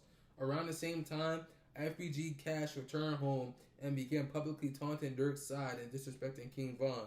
Things escalated when Cash allegedly mocked Von's death and took a disrespectful photo near Von's mural. This is the picture. That's a mural of Von. And then... Sorry, y'all. This is my first time doing the late stream. I'm sorry. The Durk lyric says, sneaking pics by Von mural like Lil Bro won't come out and spin. Right there. It's in there. You feel me? According to the prosecutors, Cash and Durk eventually exchanged text messages with the government alleging that Durk encouraged him to repeat the disrespect. Shortly afterward, Cash was shot and killed near a tree. But perhaps one of the more important pieces of government's narrative comes from OTF Jam himself. According to prosecutors, Jam allegedly told investigators that Durk once pulled him into a bathroom and warned him to slow down with the killings because the law enforcement was getting closer and it was getting hot.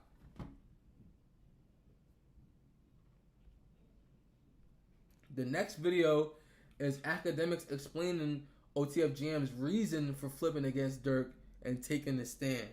Alright? Here's kind of what happens. Jam gets the bread. Okay? Now, before I get to that, apparently there's a lot of little shiesty stuff that's kind of going on. There's a lot of things before the ice completely you gotta melted. imagine these are imperfect criminal organizations, if we're going to call it criminal organizations. Dirk is rich. These niggas barely have anything going on. Everybody's looking at each other's pockets. Everybody wants more for them. Also, like, people are getting wiped off the map. War zone. Literally. Durk becomes distrustful of Jam for a couple of reasons. We're going to get into those things.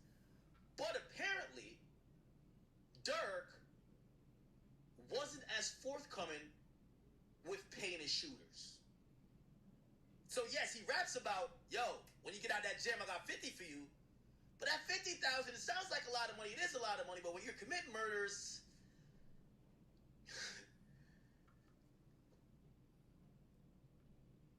you're probably gonna need money for here, for there. You might get locked up for having a gun, because now you're a murderer. You always gotta have a gun. You're gonna kind of need money here and there. You need a lot. Anyway, there was a leaked phone call between OTF Boona. I know there's a lot of OTF guys, right? OTF Boona and Lil Durk. When Boona, remember this name, OTF Boona. Between OTF Boona and Lil Durk. I don't know if AI will have that, but okay, it took place in 2022. So Jam gets out. Jam's putting in work.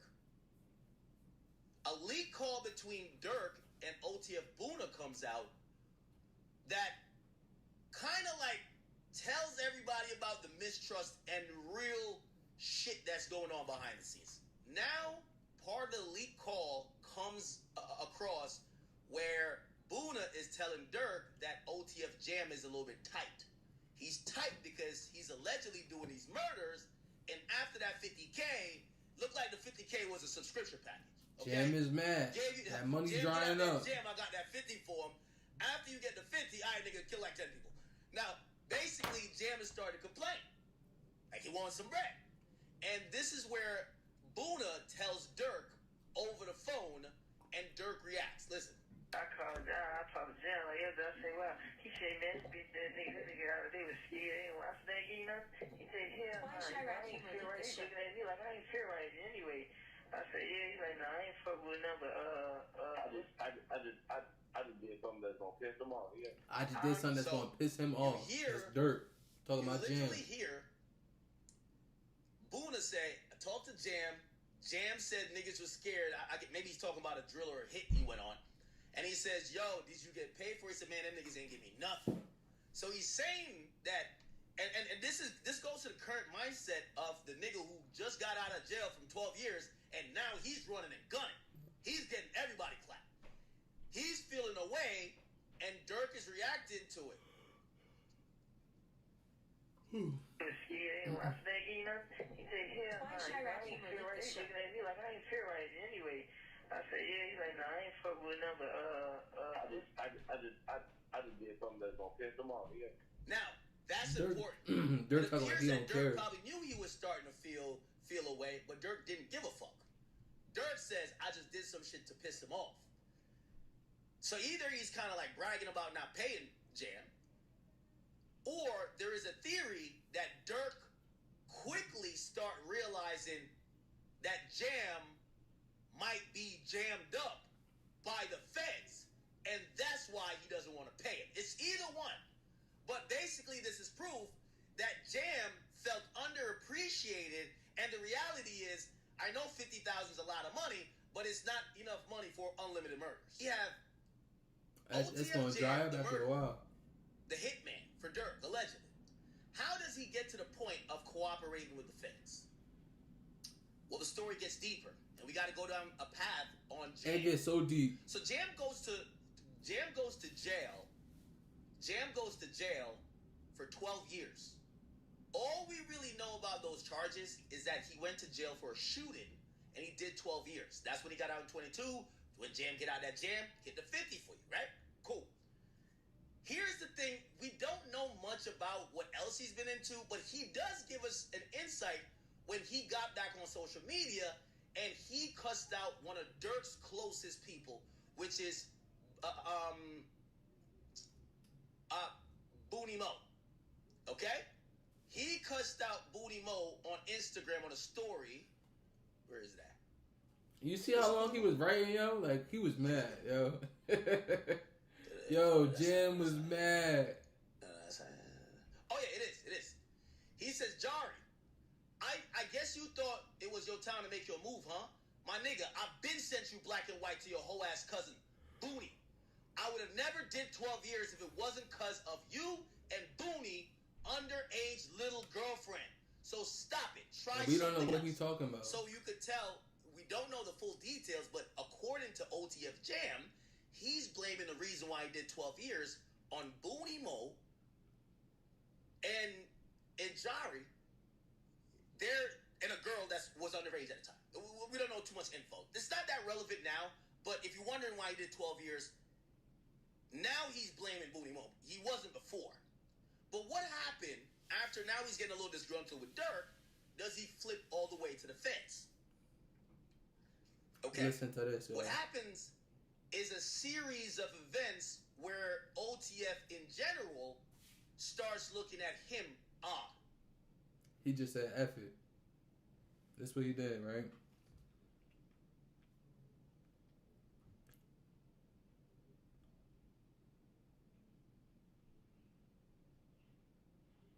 Okay. So according to the federal government's theory, Durk allegedly gave OTF Jam $50,000 up front to carry out multiple acts of retaliation. But eventually that arrangement allegedly started creating tension. A leaked phone call between OTF Boona and Lil Durk later surfaced, and according to the government's interpretation of the conversation, Boona tells Durk that Jam was frustrated. The reason? Jam allegedly felt like he was doing too much for Durk without being properly compensated. He had just came home after serving 12 years in prison, and according to that conversation, he was immediately being put back into the streets and allegedly involved in multiple violent acts. The $50,000 Jam allegedly felt wasn't enough if he was expected to continue putting his freedom and potentially his life on the line for multiple people. And yeah, like, even with that, like, now look, I'm nobody to talk. I'm not in this situation to really know what's going on.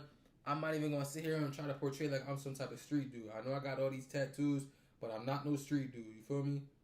Am I going in the room and snitching? No. But I will say, we don't know, and like I said, this is alleged. We don't know how many people Durk had this man going, and you feel me, go blick down. You feel me? But even one person, bro, like 50K, like, all right, cool. 50K, all right. That's doable. One person, get him out of here, that's doable. But if you got me trying to go take the whole map off, the whole block, like, yo, you want me to go to 63rd and get rid of everybody for 50K? Nah, bro. I ain't gonna lie. You gonna have to up it. Give me 100 at least. 100K.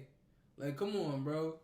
You know them lawyer fees gonna add up after a certain point in time. Like, shit, I might run out of ammo. You need to help me. It's a lot of things that come with this. Like, come on, bro. One person, cool. All right, get them going, whatever. But the whole block, you want me to get rid of? You want me to get rid of all Quando peoples, bro? That's gonna be a little bit more. That's above my pay grade. That's a little bit above my pay grade. Like, bro, nah, crazy.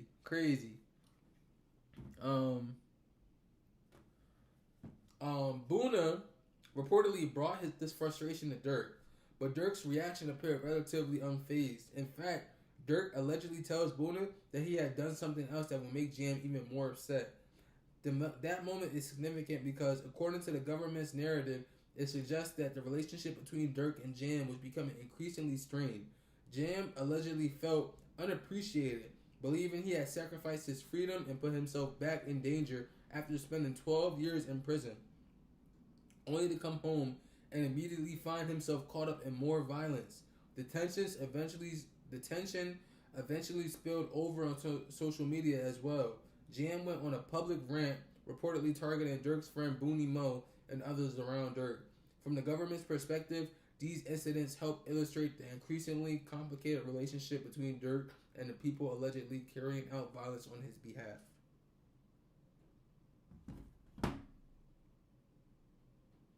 So, this next situation I got is beyond crazy to me. Like, I'm gonna be for real with y'all. It's crazy, like, bro. And I actually gotta use the bathroom, y'all, so I'm gonna use the bathroom real quick. But I'm gonna let y'all hear what's being said. I just wanna find something to put the mic in so y'all can hear. One second, y'all. One second. Oh, shit.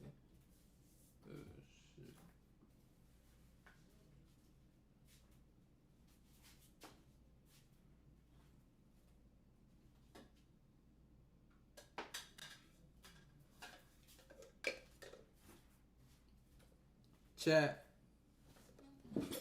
We got a makeshift. But we got, hold on, let me make sure y'all can hear it though.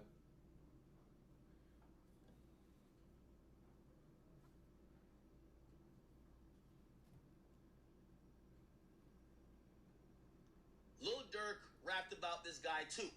Lil Durk rapped about a guy named Baby Threat. Okay? The point is this. I'll be right back. I'll use the bathroom. There's a guy that was being referred to as Baby Threat that his real name was Lil Ted. Now TT is just Tay-Town. Okay? So Lil Ted from Tay-Town. Durk refers to him in music called Baby Threat. Now, I know you're saying, what does that got to do with Jam? I'm going to connect it in a second.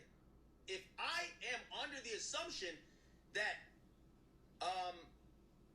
OTF Jam, his deal revolves around him telling it all. If I got to tell it, then I got to tell it all.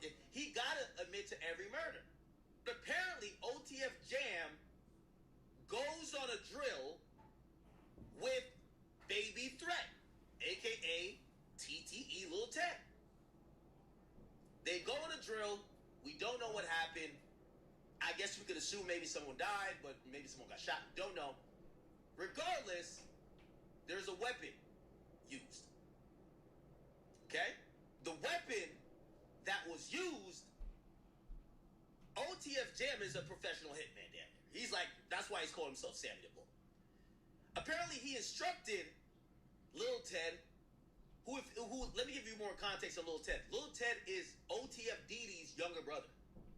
His older brother is OTF Didi, who, according to the feds, OTF Didi becomes the recruit him and pay him for the hitman situation later on. This hit my mind. This is why, clearly they're related. You had Durk who said, Didi, look, I'm the voice. That means Didi, he the threat. I'm the voice. That's that means why Didi, he the brother threat. Didi's called Baby Threat. Duh, right? So remember, his right-hand man is Didi. is Mr. Can't Get Right. Apparently, he goes on a jam. Baby threat. He goes on a drill with OTF Jam. Jam tells him, hey, get rid of that goddamn gun. Throw it away. Discard it. Can't Get Right. Hold on, I need some Mr. ice. Baby Threat keeps the gun. He gets caught with the gun, and this gives the feds another big break. So they found the gun.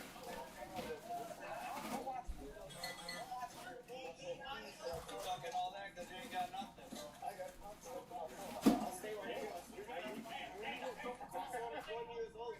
Illinois exposed camp. Now, do you hear him already? He's like, yo, he's using his AIDS. He's using everything to get out of it.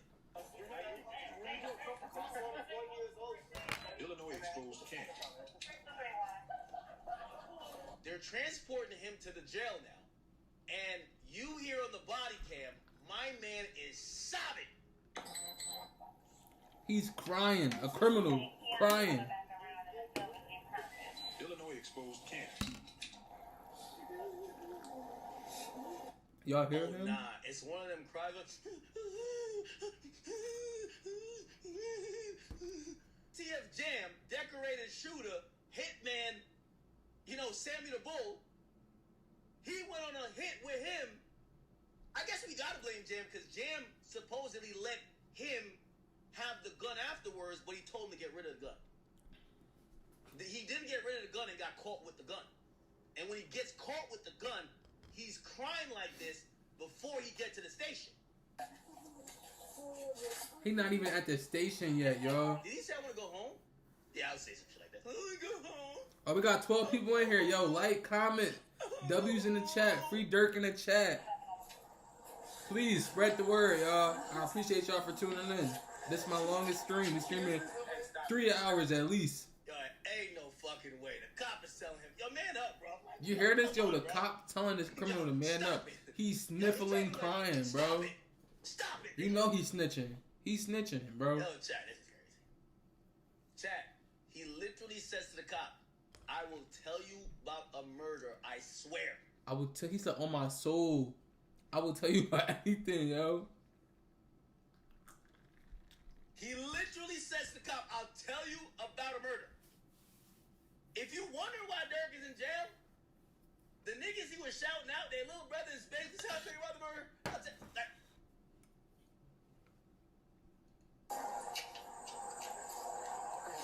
Illinois exposed camp.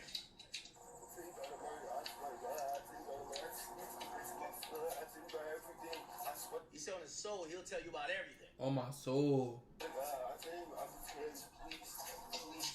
Please, please. He's saying, please, I'll tell you about anything, something.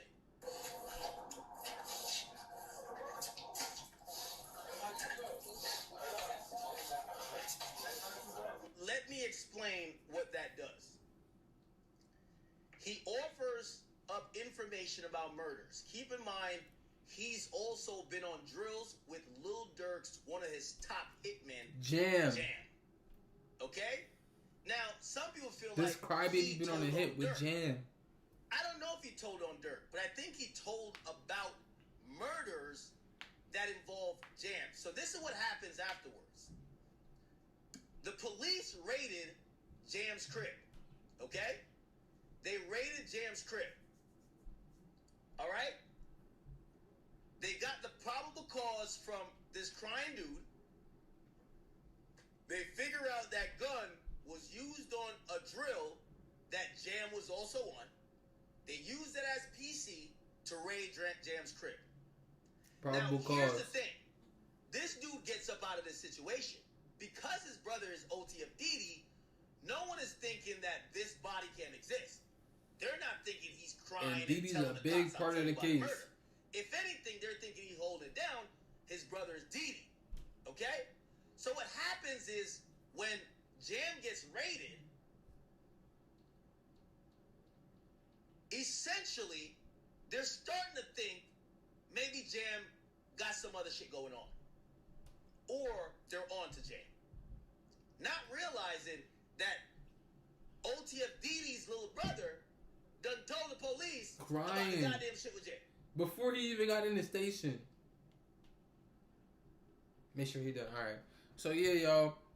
I know I went to the bathroom, but I think I remember a little bit of this. But yo, this boy, Baby Threat, OTF DD's little brother, allegedly went on hits with OTF Jam in the past. One of the recent drills that they did, Jam tells the boy, yo, after we done with this, get rid of that gun. Get rid of that pole, right? For whatever reason, listen, I don't know if Jam was already snitching at this point, but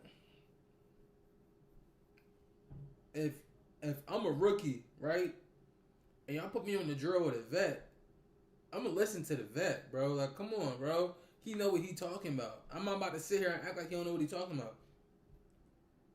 Jam told him, leave that pole. Get rid of it. Don't keep it. For whatever reason, I don't know if he wanted to have it to take pictures with it, post it on the gram. You know how people is nowadays. Baby Threat, Lil Ted, or whatever, Lil Tim, Lil Ted, didn't get rid of it. Now, later on down the line, Baby Threat gets in police custody for a gun charge. And I think it's the same weapon. Now, I don't know if he felt like he was, like, what's the word? I don't know if he thought, they was on him because of that. But he must have panicked and went into fight or flight mode, and that nigga took flight. Yo, on everything. Like, I know people be scared, like in the back of a cop car, they be scared, they be snitching, like, it get like that. But bro, like, yo, he didn't even make it to the station. Like, he didn't get no food. They didn't have him inside that room. Before he even got to the station, this man is shaking in his voice, crying. Please, please, I'm just a kid. I need help, please. I need my mommy, my daddy. Please, bro, please. Crying about this. A criminal. Somebody that had just recently did a drill. You crying, bro.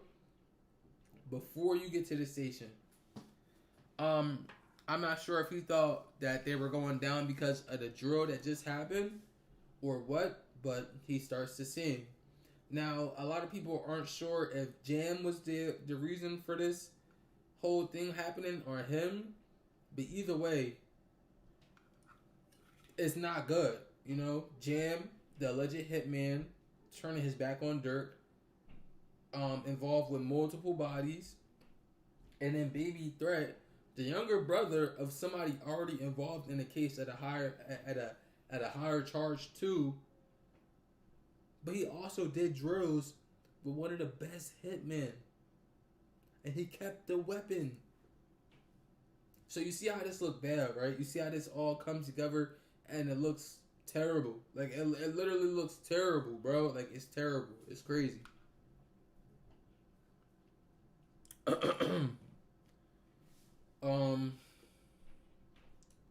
According to the government's narrative, oh my God, bro. According to the government's narrative, another important piece of the puzzle was OTF DD's younger brother, Lil Ted, also known as Baby Threat. Baby Threat allegedly went on a drill with OTF Jam. Afterward, Jam reportedly instructed him to get rid of the weapon that had been used, but Baby Threat allegedly didn't dispose of the weapon. Not long afterward, Baby Threat was arrested on an unrelated gun charge. At first, it's unclear whether he believed the police had arrested him because of the incident involving Jam, but according to the government's account, he became extremely frightened. While in custody, Baby Threat allegedly began crying and pleading with investigators because of his age, what was going on and everything. He reportedly told them that he knew about multiple murders and criminal activities and offered to give investigators information in exchange for getting himself out of that situation. He allegedly went as far as saying that he would tell investigators everything he knows. And that's where things reportedly started unraveling, you know? Like, Yo, we got 11 people in here. Like, comment, bro. Why y'all not liking and commenting? Like, yo, I would really appreciate it if y'all commented. Don't even gotta say nothing cool. Just say free Durk. Free Durk in the chat at least. Like, comment, and subscribe if you haven't. But yeah. This boy is called Baby Threat. Baby Threat. His older brother, his nickname is called Threat. Listen to one of the songs. He said, Didi with me. Threat. He did Threat, right? The younger brother of Threat is Baby Threat. This man is crying before he even gets to the station. At this point, you a threat to yourself, brother. You a baby threat. A baby threat turned to a big threat to the organization, bro. You messed up. I ain't gonna lie.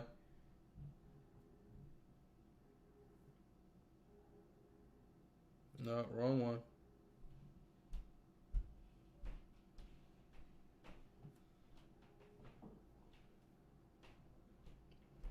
So, what else?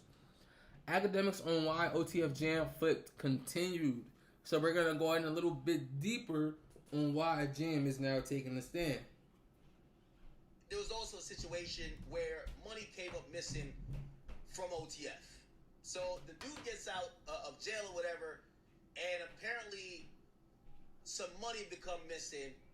And remember, if there's gonna be someone that they don't trust, even though he's the top hitter, he's the murderer, they're not gonna say, if OTF Didi's your main man's, you're not gonna say, I don't trust OTF Didi's brother. That's his bro. If you trust him with your life, you kind of trust his bro because he loves his bro, right? And he trusts his bro with his life, right? So Durk and them start to be very weary and distrustful of OTF Jam. And who wouldn't be? You feel me? You can't blame him. They start feeling like he's on some shit.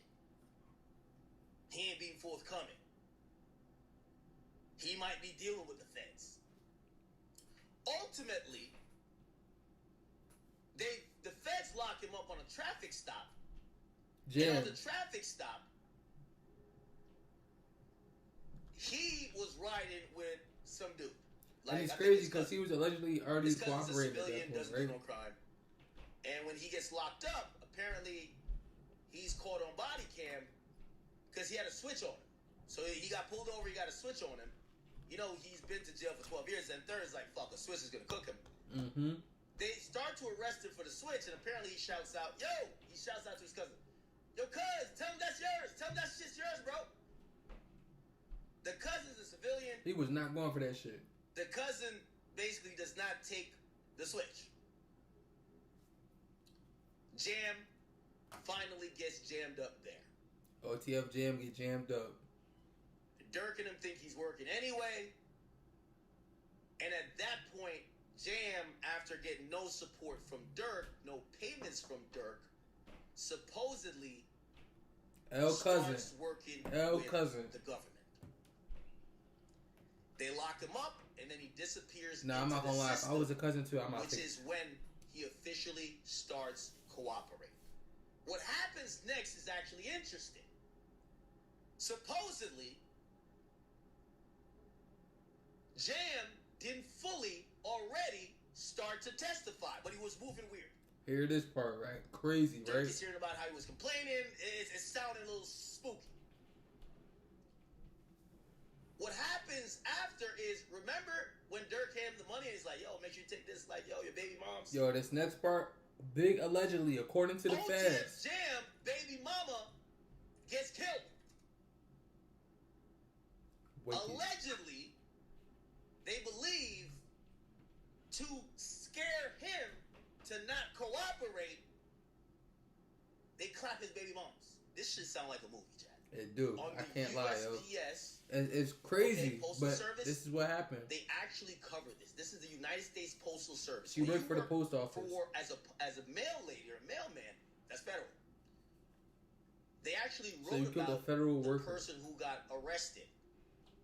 Redmond was delivering mail in 2024, and a stolen white Durango pulled up and shot her at close range. The juvenile fled the scene. The suspect vehicle was recovered the following day. when they recovered it, the vehicle was torched. Which, you know, if you want to think it's a random woman that a random kid who's 15 killed, why does it seem so targeted? Why? Think about it, y'all. Think about it.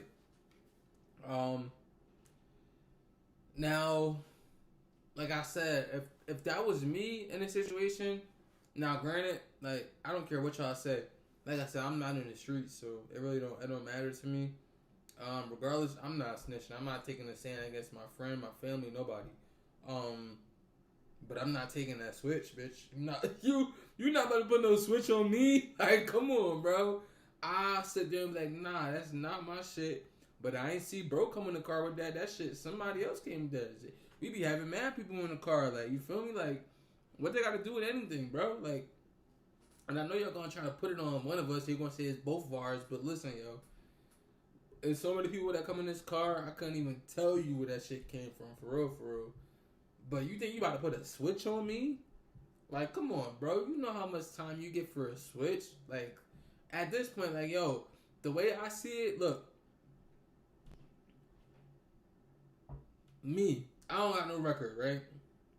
If you in the car with me and I don't got no record and you got a whole rap sheet, why would you put me in that position? You feel me? Like, why? Why would you even put me in that type of position?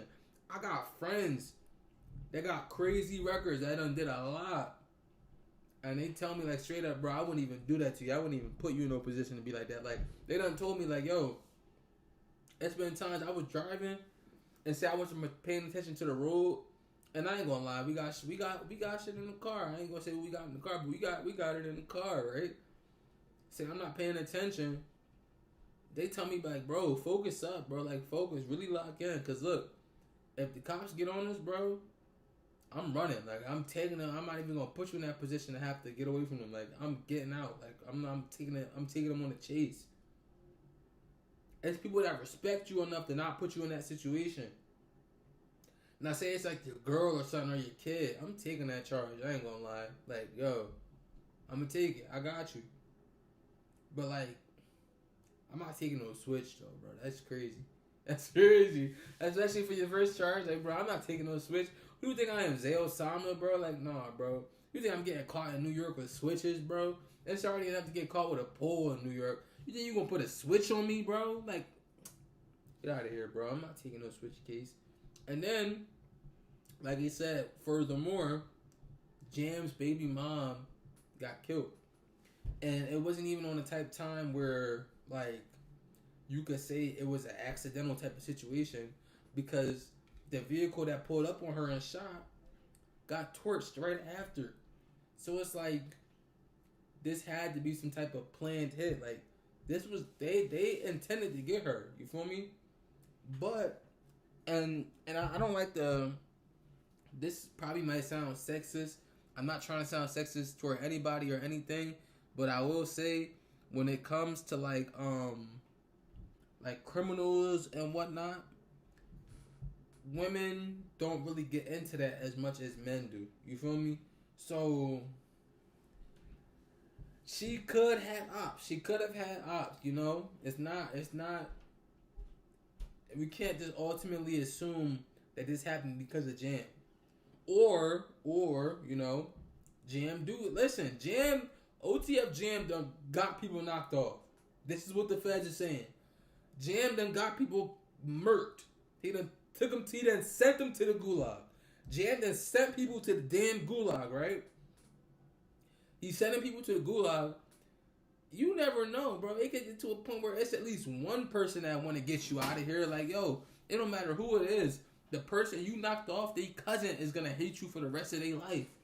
Little brother, cousin, dad, as family out there. Who's to say that somebody from one of them situations ain't realized that was his girl and was like, all right, cool. So that's something that we could be devil's advocate with, you know?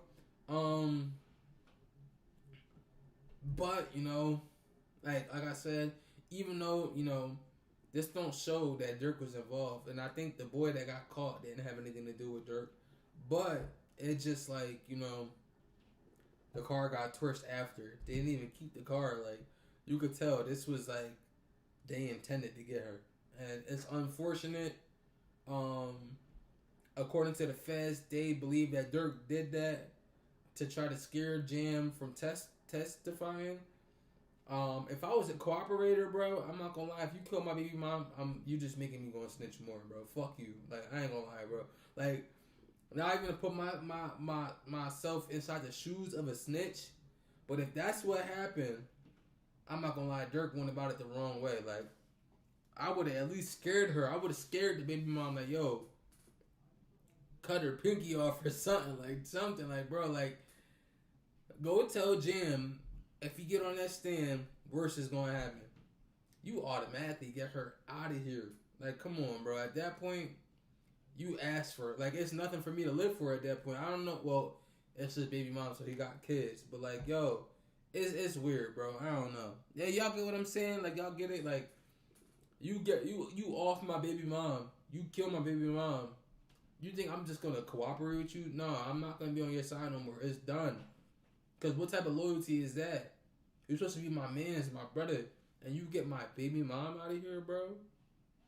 For real?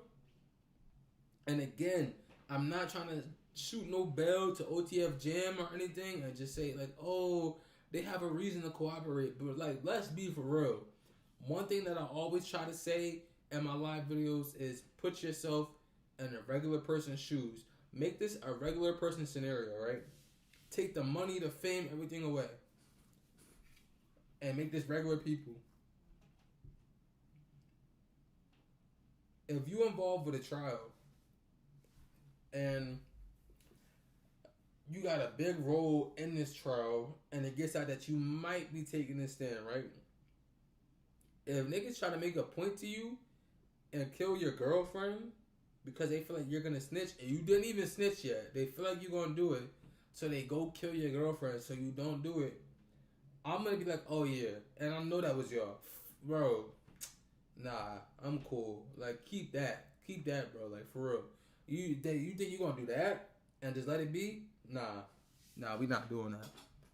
Not doing that, for real. And, you know, if y'all don't like my answer, I'm sorry. That's just my answer, though. But y'all got to look at it from that lens, too. You feel me? Like, getting the women and kids involved, we don't do that, you know? That's not cool. I don't think any type of... Leave it between the people that's involved. That's just my take on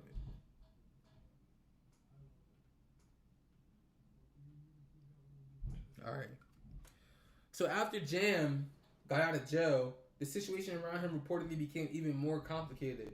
Money allegedly went missing, and Jam already had accusations surrounding him. As a result, trust within OTF reportedly began to deteriorate. According to the government's narrative, people around Durk started distancing themselves from Jam, leaving him increasingly isolated. Then Jam was arrested again following a traffic stop. According to prosecutors, authorities allegedly found a Glock switch in a vehicle. Jam reportedly claimed that the weapon belonged to another person who was in the car, but that person allegedly refused to take the responsibility for it. Now, Jam was facing another serious problem, and according to the government's theory, Durk already suspected that Jam might be cooperating with federal investigators. With his relationship falling apart, legal problems piling up, and pressure coming from multiple directions, prosecutors alleged that Jam eventually made the decision to cooperate with the government. But according to the government's account, Jam's cooperation wasn't immediate or complete. Then things took a darker turn. Free Durk, man. Free Durk, man. Free Durk.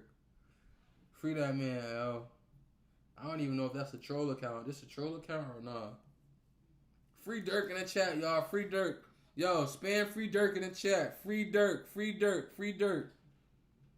Come on, y'all. Let's get a Free Durk in the chat. Innocent or not. Like I said, innocent until proven guilty. Let's get a Free Durk in the chat, y'all. For real. Remember, innocent until proven guilty. Free Durk. Free Durk. I appreciate y'all. I don't know if Durk gonna see this video, but if he do, you feel me? Hopefully he appreciate it too. I'm tired, y'all. I'm trying to keep up. I'm tired for real. So, The darker turn that happened was Jam's baby mother, who worked for the U.S. Postal Service, was shot and killed. Prosecutors alleged that the killing was intended to intimidate Jam and discourage him from cooperating with investigators. According to reports, a stolen Dodge Durango was used in an attack. The vehicle allegedly pulled up to her and she was shot at close range. Investigators say the vehicle was later set on fire. Because the victim was a U.S. Postal Service employee, the killing also brought federal jurisdiction into the case. I got another one, bro. Oh, okay. So, yeah, y'all. Okay. Shoot. Oh, man. I water in my eye, bro. So, yeah, y'all. What was I saying? I'm sorry. I'm getting tired. I'm trying to stay on topic. Jam's baby mother got killed. And she was a post office worker. And with that being said, when something happens to a federal worker, the feds automatically get involved. Like, it ain't no state type of case. It ain't no get the cops involved. The government is getting involved. The feds are getting involved with that. So, and then just like I said, the car being torched afterwards, like, it shows, like, yeah, this was a hit, like an intended hit, you know. And I don't know if they put two and two together like this, but say you have a person about to testify or be a witness, and your significant other passes away, I'd be like, I don't know, man. I don't know. Y'all got something weird going on for real, you know. But that's just my take. So this next one is how OTF Vonnie got the feds on the case as well. And just a little background on Vonnie. OTF Vonnie is King Von's cousin, right? It's an infamous video of Vonnie and King Von at Icebox, and I think Durk was with him too. Apparently, he handled the whole setup of the Lil Pop situation. Allegedly, according to the feds, right? He flipped on them, and academics is gonna explain here, so. I don't have to tell you the story of Vonnie, who's also a cooperant. Basically, Vonnie is the cousin of King Von. We seen him in the Icebox video. He's the one who helped plan the whole travel to LA. He got the gloves, he got the hotel, he got whatever for the killers, he got them the guns. Once he figured out that the shooters were telling, he basically said, I'm good. And he tried to cut a deal himself. His father told on him, basically saying, Vonnie's trying to get a deal to get out. His dad, Ben, Vonnie came out and said this, fuck too. this all for one, none for all shit. Nigga, they want Durk. Clearly, the prosecutors, the AUSAs have told these guys, yeah, we know you helped set up that shit, but we know you helped set it up because Durk wanted it done. If you deliver us Durk, we could talk. Here's the thing with OTF Vonnie. He's the one on the bottom. OTF Vonnie, his record is clean as a whistle. He could have become a police officer. No type of charges, not even a nothing. jaywalking ticket, no parking ticket, nothing. He's not a felon. So while OTF Jam is admitting to all the murders he did, hoping to get 20 years, Vonnie, who did participate and was a major help to set up the murder, he's down to flip on Durk to say, well, Durk told us to do it. He's hoping to get between 5 and 7 years.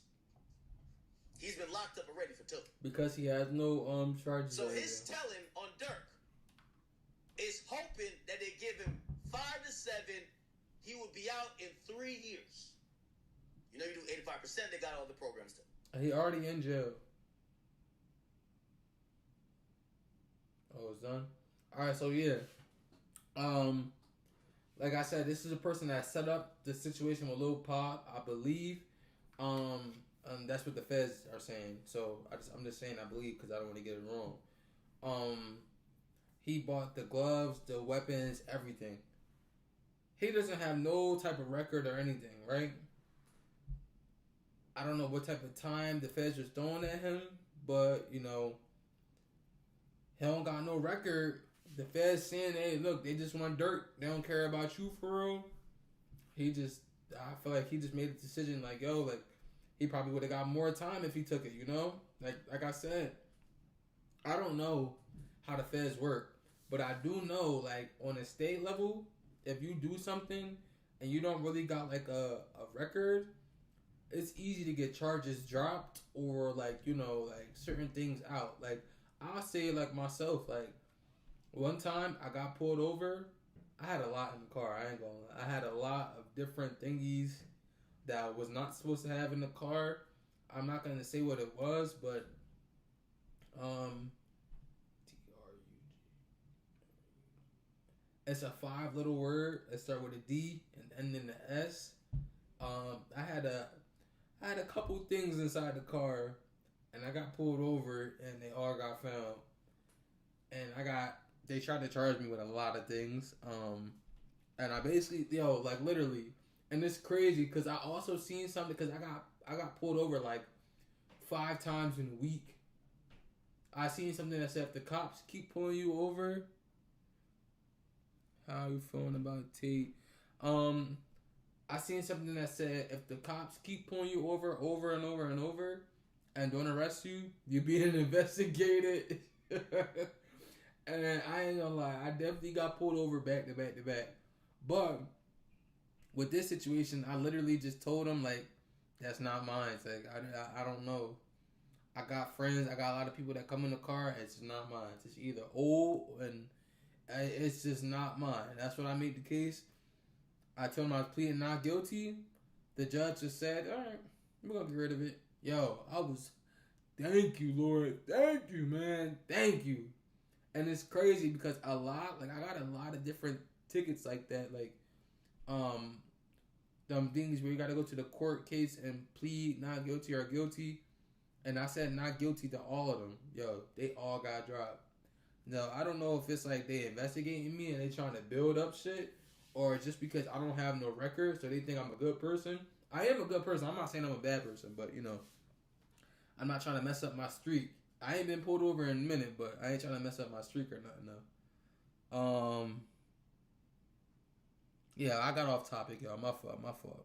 But basically, yeah, Vonnie did all that because he's trying to get less time.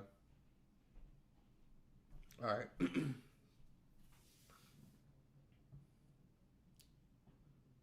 Confirm your password. According to the government's case, OTF Vonnie, who was related to King Von, was allegedly involved in planning a trip to Los Angeles and the attack that ultimately resulted in Lil Pop's death. As the investigation continued, Vonnie allegedly realized that some people involved were beginning to talk to law enforcement. At that point, prosecutors say Vonnie made a decision. There was no point continuing to fight if the investigation was ultimately going to lead back to Lil Durk. Vonnie reportedly had little to no prior criminal history, which potentially put him in a very different position from some of the other people caught up in this investigation. According to this account, Vonnie hoped that by cooperating with federal investigators, he could receive a significantly reduced sentence, potentially somewhere around 5 to 7 years, especially since he had already been in roughly 2 years in custody. That cooperation allegedly gave investigators another person who could provide information about what happened before, during, and after the Los Angeles shooting. And this is where the government's case began to become even more significant. Investigators weren't relying on just one person's story anymore. They were allegedly collecting information from multiple people within Durk's circle. This is crazy, bro. Literally. And it's not like I will say, with Diddy's case, the witnesses were credible, but they just weren't hard hitting. They weren't good for real. Do you have a baby? Yep, I have a baby. A Bali? Oh no, I don't know what you're talking about, bro. A lot of the witnesses on the Diddy case weren't really like hard hitting witnesses, and they were really like conflicting with their statements, right?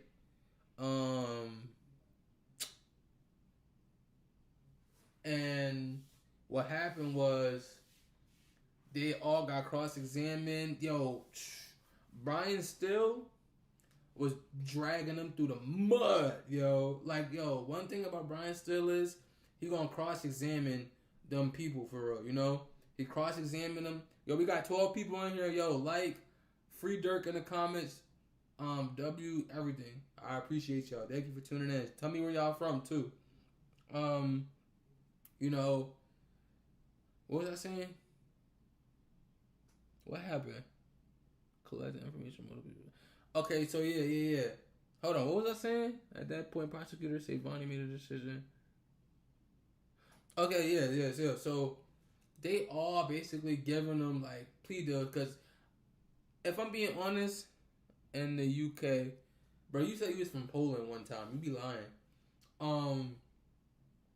He said, I don't know if he said it, but apparently the feds just want Durk. They literally just want Durk. And I don't know if it was like some type of situation where I don't know if they have all the information or not. But with the way, I'm talking about the witnesses. All right, so yeah. So the witnesses with Diddy, they were really like all over the place, feelings wise. It was hard to really judge your character. These witnesses that we know so far, it's not even like they describing Durk's character or alleged murders or anything. These people are directly tied to a lot of the situations in the case, like directly tied. So it's not on something where you could like, well, we don't know. The case ain't really started yet. This is I didn't even get into day 1 and day 2. We just giving background of what's going on. It's a lot. It's they are tied within these cases more than you would think, in the worst way possible. So it's almost like they got a trump card against Durk. So I really want to see how he handles this for real. Like I'm low key scared. Like I'm not scared, but sometimes when I read what I be seeing, I be like, dang, bro, like it's a lot going on. I don't know. So this is the third reason why the feds got on. You look like dual spin. This is the third reason why the feds allegedly got on Durk's case. I'm gonna introduce y'all 2 people, AJ and Marley. If y'all remember what I said back in the beginning of the live, these 2 gotta be the dumbest criminals ever, bro. Like the most stupid criminals ever. Like no disrespect to y'all, but y'all. Granted, I don't know how to be no criminal, but you know, they all are credible sources. Unfortunately, yeah, they are all credible sources. I'm not trying to be disrespectful toward y'all, but listen, it's just too much, bro. They overly messed up, like bad. They messed up bad, and this situation is referring to a victim known as Stefan Mack. Now, Stefan Mack, I'm not sure. I don't want to say the wrong thing. I don't know if he was involved with Lil Durk's brother D thing or he was the reason for it. But in some way, shape, or form, he has something to do with D Thing's brother. I mean, Lil Durk's brother passing away. So these 2 little boys have nothing to do with OTF. They don't know them or anything. They don't have no type of ties with these little boys. They hired them because the main shooters were locked up, and they just did a terrible job. But again, academics is gonna describe what's going on. Well, the last situation is sliding for D Thing. And Stefan Mack, when was Stefan Mack murdered? Stefan Mack, he was murdered January 27, 2022. It's expected that allegedly, chat. Remember, Google this. When was OTF Jam released. Hold on, y'all. I fucking spilled my cup. Oh my god, bro. February 2022. Allegedly, remember, Durk's main hitter is locked up. Buddha is also locked up. Durk needs some killers to go do the sliding. Allegedly, OTF Jam and Didi, Jam is locked up at the time, they suggest some shooters that's kind of from around the way that could be trusted to go handle the hit. So Jam is locked up. They picked two guys. One guy, his name is AJ. They know him as AJ from Mike City.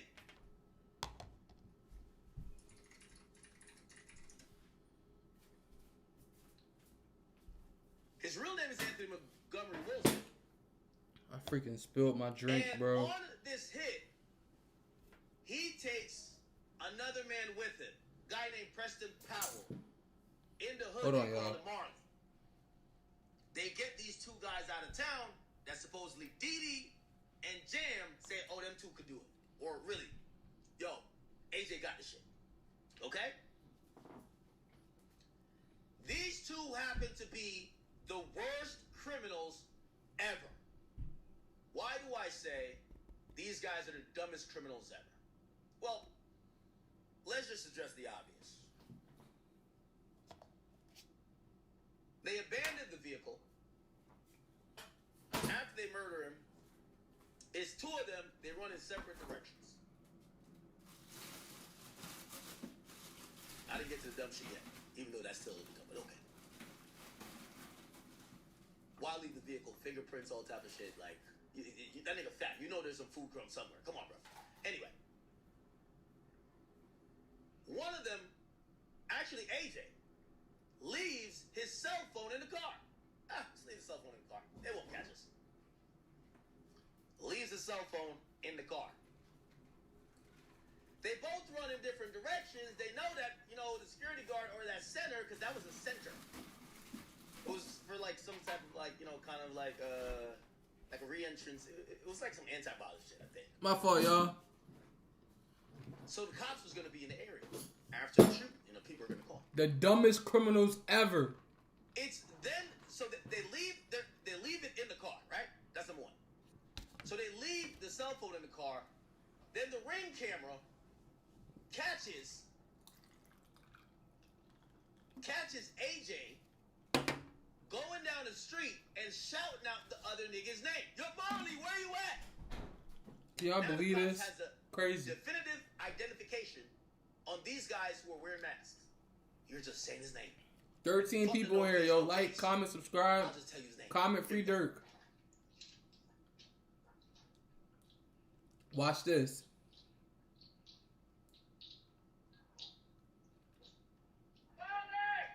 Scream the nigga name. He just shouts it out, Marley! Marley! Marley, come on!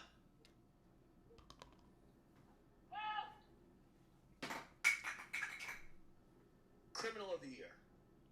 Marley texts AJ saying, hey yo, when's Durk gonna pay? Dummy. Immaculate. Bro. Immaculate. He go on the It's drill not even- and yell the that's suspect not the end name. of it. So they start texting, and when police pull the text, they realize Durk paid for this because they're saying that Durk paid. He left his phone in the car, made it pretty easy. 13 Police people. track him down. He's on video saying, Marley!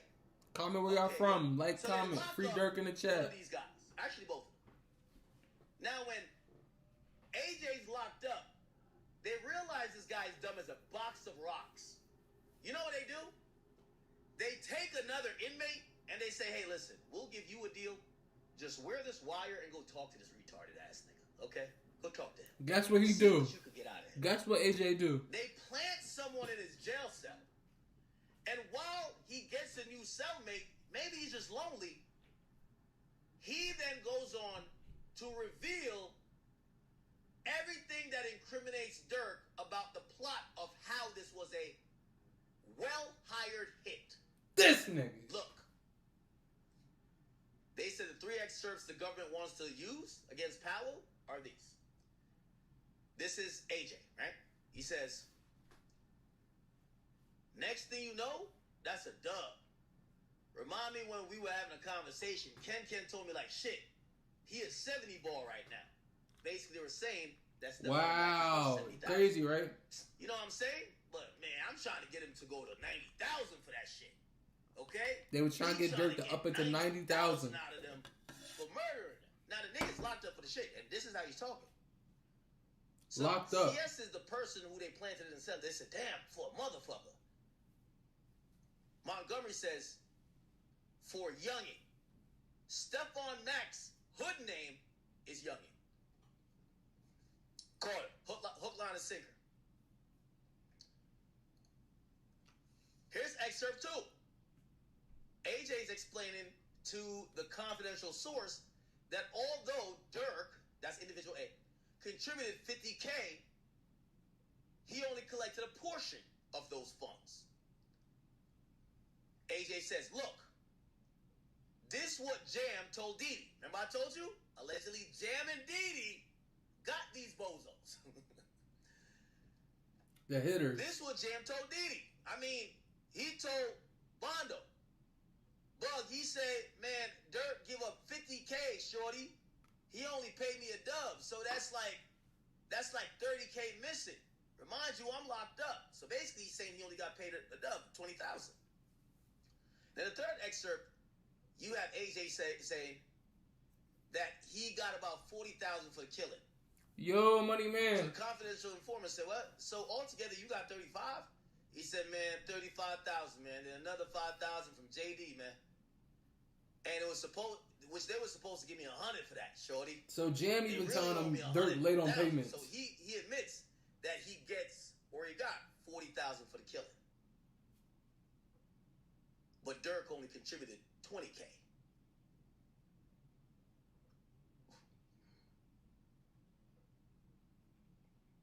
These are 3 limited excerpts exclusively concerning AJ's admissions to the confidential source that he killed Mac to collect a payment that had been offered by Durk.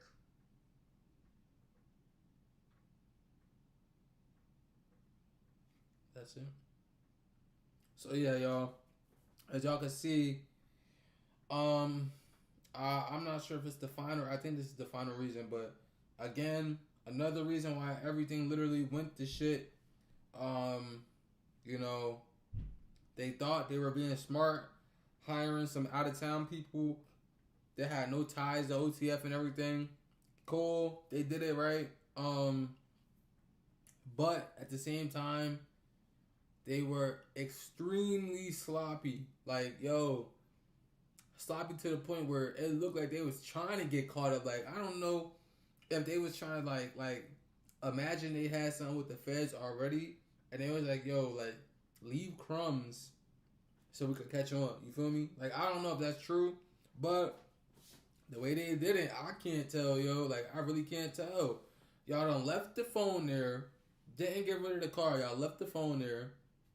I mean, y'all left the car there. Didn't get rid of it. Didn't burn it. Then y'all left the phone. They get into your phone. Then, while y'all running, you screaming the nigga name. You're Cody. You're screaming his name. So you done gave the name away. So they know the second suspect name. And then worst of all, like egregious. This is the most egregious thing. This man AJ mad hype. This man AJ is ridiculously hype about this situation to the point where Stay put somebody in the cell with him, and AJ tells him everything that happened. And guess what? The man he told had a wire.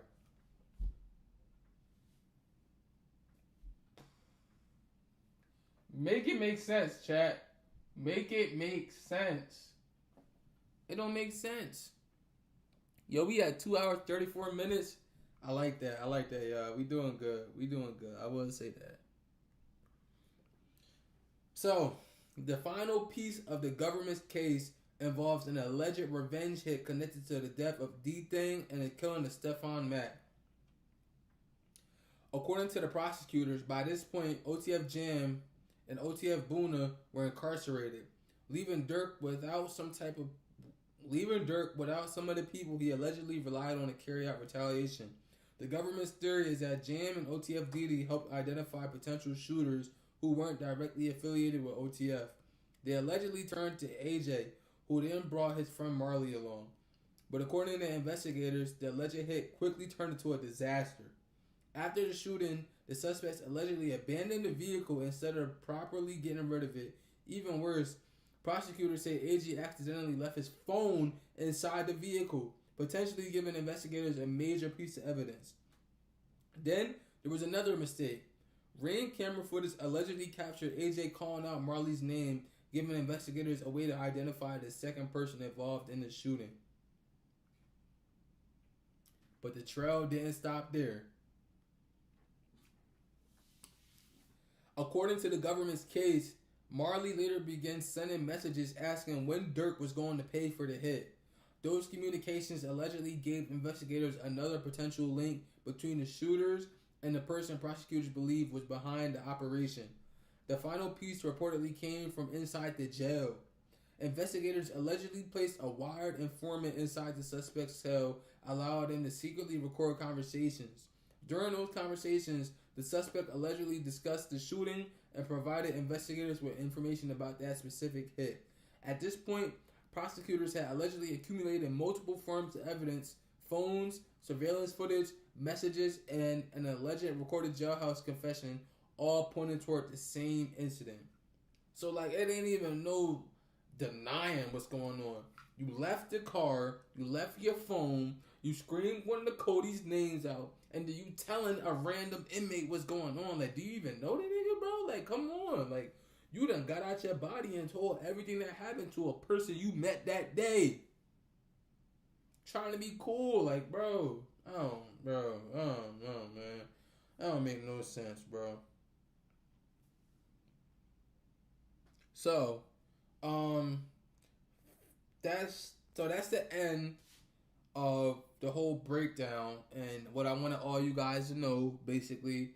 Like I said, I want to give y'all some background about why this whole case came to be. Now, there's more, but we just didn't really get into it for real. But this is the main reasons why, again, and I'll reiterate it in simpler terms. Hold on. Let me take a little sip. Yo, y'all ever bit y'all tongue before, bro? This shit hurt. Like, I'm trying my best. Like, I don't even want to touch it. Like,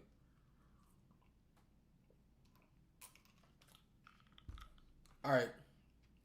So, to reiterate what happened, in case it's hard for y'all to follow through.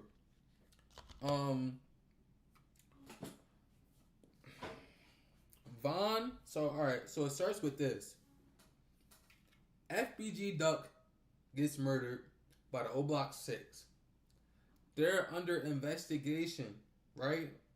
Constantly. And they overly, I ain't gonna lie, the way they did it too, I ain't put it in the video, but they did it in a black van. They went back to O Block after they had them on video. It was so many things wrong with that hit. Like, they overly, they did too much on that. I ain't gonna lie. They even did it in, like, one of the richest parts of Chicago. Like, not richest parts, but, like, the Gold Coast. You feel me? A lot of designer stores, all types of stuff there. That happens a little bit after King Von dies, right? In regards to Quando and the whole NBA Youngboy 4K trade situation, right? He dies at the hand of that. While that is going on, after the death of King Von, everybody is looking at Durk. Like, what's going on? Because Durk had recently just brought out King Von. Like, it wasn't too long before that where Von had Crazy Story. He was doing interviews on the Breakfast Club and everything. You feel me? That's Durk's artist. So everybody looking at Durk to go handle this, while Durk is looking at O Block to go do something too, because he come from O Block. You feel me? Von came from O Block. Durk isn't from O Block, but what was that? Just sounded crazy. Durk isn't from O Block. Von is. So when the death of Von happened, Durk is looking at all the O Block like, yo, like what's up? Nobody want to do nothing, right? He looked to the main sliders, but they done already did too much with the whole Duck situation, FBG Duck. They overly did their part. To the point where they had investigators on them. Like, I don't know if they were just too high, like, not like hot, but like, I don't know if they was like in a rush to get it over with or what, but they did too much. And the feds was hot on their trail. So as much as and some of the members were there the night Von died. Muap is the one, I believe, that punched Quando in the face when he was holding on to Von. All that happened, and like I said, Durk is looking to them to at least try to help to get something done. Like, yo, Sly, go figure something out. But they can't do too much because they're already being investigated. Well, they end up getting found guilty and arrested. Like I said, Von is dead. Yo, Academics is streaming too. Yo, comment. Yo, if y'all in here, comment on Act Live and tell them to go join my live. Like, tell them go shout out, go tune in to Walker Media Jaden for real. Basically, Durk is looking to O Block, and O Block got their own situation going on. So that brings the eyes back on Durk. So now they really like, yo, what are you gonna do? Like, everybody's asking Durk, what's going on? What are you gonna do? Not even 7 months later, Durk's brother, D-Thing, dies as well. So now, everybody's looking at him like, yo, what are you going to do for Von, and what are you going to do for D-Thing? Everybody's on this man's case. Like, everybody wants to figure out what's going to happen, right? That same time, OTF Jam comes home. Durk not about to go out there and slide on himself, you feel me? He not about to do that shit himself. Granted, the feds are alleging that Durk shot one of the witnesses, you know? So apparently Durk out here doing it himself too, but Durk is way too big to be doing that, right? Let me also mention at the same time, when this is all happening, yo, Durk is having the best career of his life. Like, yo, you wouldn't even have thought that Durk had to fall off. You wouldn't even believe me if I told y'all Durk fell off at a point. Like, that wouldn't even cross your mind the way Durk was having his run, right? All of that happened. So I say that to say, like, I genuinely don't think that Durk would have slid himself, you know? He need people to go side for him. OTF Jam comes home, one of the best hitmen out of the group. He comes home, Durk welcomes him with the 50K. Remember the song that's with King Von, Durk, and Prince Jerry. It's called Back Again. He said, blast his ass. I don't even ask when it come to cash. They catch him, blast his ass. Jam get out that jam. I gave him 50 and got to ask again. He gave Jam 50K, and this is according to the feds. He gave Jam 50K and told Jam get to work. He didn't tell Jam. It's like unspoken, like, yo, you know what this money for? Go ahead, do what you gotta do. Jam does what he has to do. Overly. To the point where Durk started telling him, like, yo, you gotta calm down. You doing too much. Like, it's getting too hot. Like, imagine you get paid to go knock people off, and the person paying you, like, you knocking too many people off, though, bro. Like, chill out. Like, calm it down a little bit. Calm it down. You feel me? That happens. A side note that happens is OTF Diddy's little brother, Baby Durk, goes on a drill with OTF Jam, and this is all alleged as well, according to the feds. He goes on a drill with OTF Jam, and after the drill, Jam tells him to get rid of the weapon. Baby Threat does not get rid of it, right? He keeps it. Baby Threat ends up getting caught by the cops and arrested for a gun charge. Now, I don't know if Baby Threat assumed that they arrested him for the drill that just happened or what.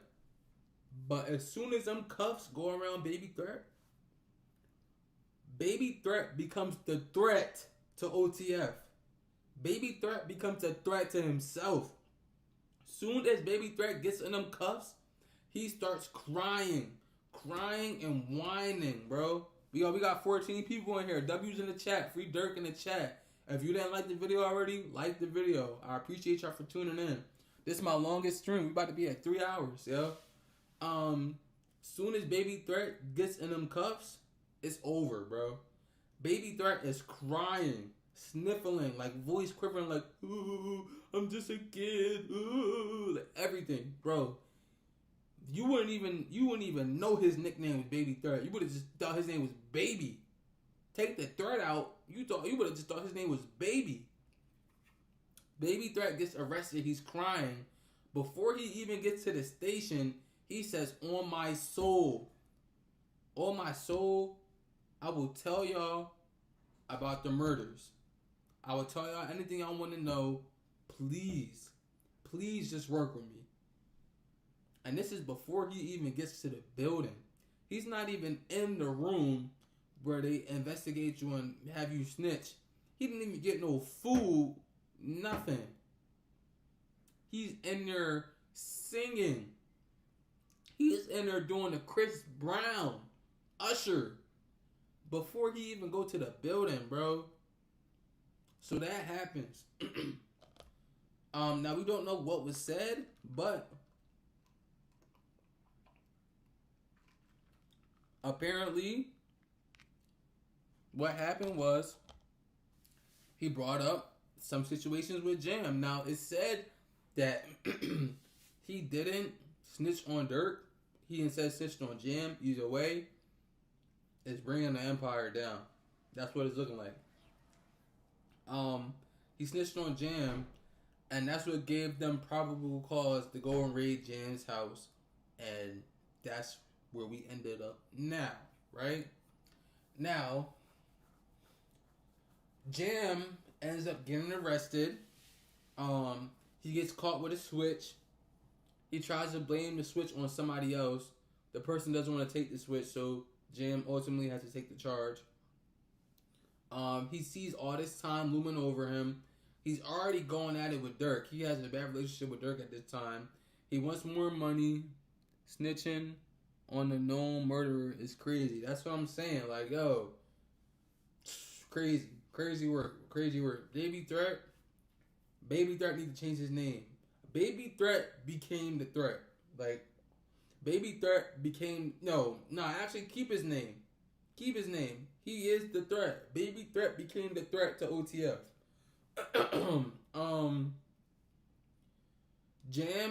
OTF Jam, the other cooperant, gets caught with a switch. The person doesn't want to take the switch.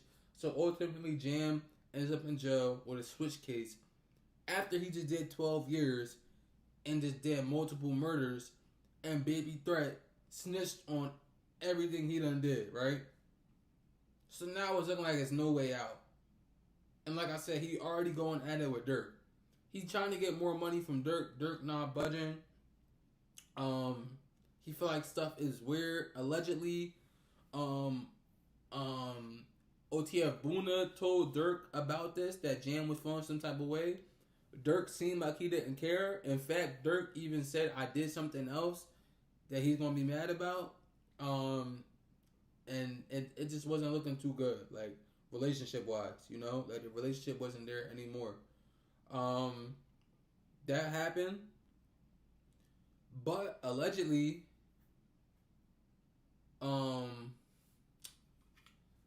Allegedly by this time, while he was in jail,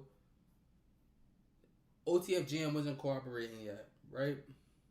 Now, before I say the last catalyst to what really made Jam switch, I want to say something. Allegedly Jam wasn't snitching yet, right? Before he does this, apparently, like I said, D-Thing's brother died. So I don't know if this Stefan Mack person was involved with the murder or around or just a person associated with the person. But either way, in Durk's eyes, he had to go. And this is according to the feds, allegedly. None of this is true until proven guilty, that Durk is guilty.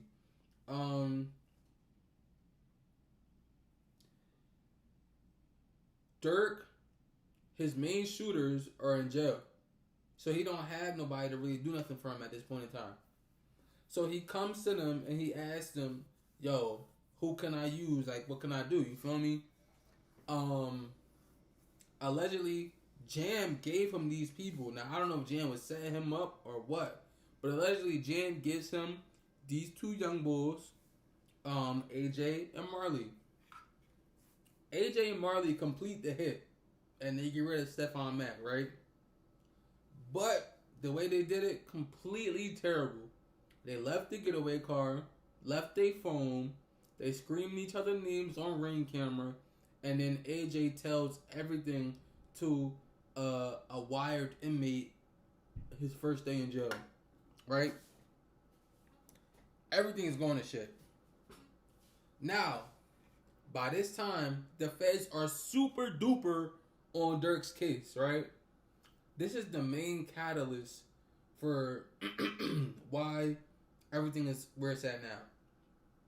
So like I said earlier, Jam wasn't really cooperating at that point yet. What happened was they got word that Jam was already telling. Jam posted on his story that he basically compared himself to Sammy the Bull. If I don't know who Sammy the Bull is, Sammy had at least 19 murders. He was putting metal to face, like he was putting BTA, belt to ass, on multiple people, to the point where he got close enough to be John Gotti's right hand man, one of the infamous mob bosses of a century. Everybody called themselves John Gotti. Every criminal want to be John Gotti. You feel me? Sammy had so many murders to the point where when the feds finally got to him, they knew this already, but they just wanted John Gotti. And they basically told him, like, yo, we just want Gotti. Like, if you could say what you did, we'll reduce your sentence if you help us. And that's what he did. He helped them. So Jam goes on Instagram and basically says, if anybody feels like I'm doing something that Sammy ain't already do, come push up on me. He drops his location and he starts going at it with everybody. Basically telling everybody, like, yo, pull up if you think I'm doing something that I shouldn't be doing, right? Now, apparently Durk, and again, allegedly, according to the feds, Durk felt like it was getting real scary for him, and he had to make an example toward Jam. And out of nowhere, Jam's baby mom ended up getting shot and killed. Now, Jam's baby mom is a post office worker, so automatically this becomes a federal investigation because post office workers, USPS, is a federal job. You basically killed a government worker at that point. They are tuned in and investigating this thoroughly. It even got posted on the website, you know? This infuriates Jam. And like I said, I'm not gonna lie, you call my baby mom, you can't tell me nothing, bro, for real. Like, you didn't even have to involve her. Like, at that point, I don't even fuck with y'all no more. You feel me? So things went left from there, right? And now we are here. We are now at the Lil Durk trial. Hopefully y'all appreciated that little background knowledge of what's going on with everything. But yeah, we're gonna get into day 1 and day 2 of the Durk trial. Not a lot went on, but I still figured I want to let y'all know what was going on. So this is Trap Lord Ross. He's actually at the trial taking notes. So if I was gonna get information from anybody, it definitely was gonna be Ross. So appreciate Ross for this information. So this is day 1. For hire trial has now started. The first day of trial has begun. I was back in the courtroom. Okay, it was very, very interesting today, and there was a lot going on. So things were a little bit different in today's session. Okay, we went to the main courtroom where Lil Durk and them were going to be.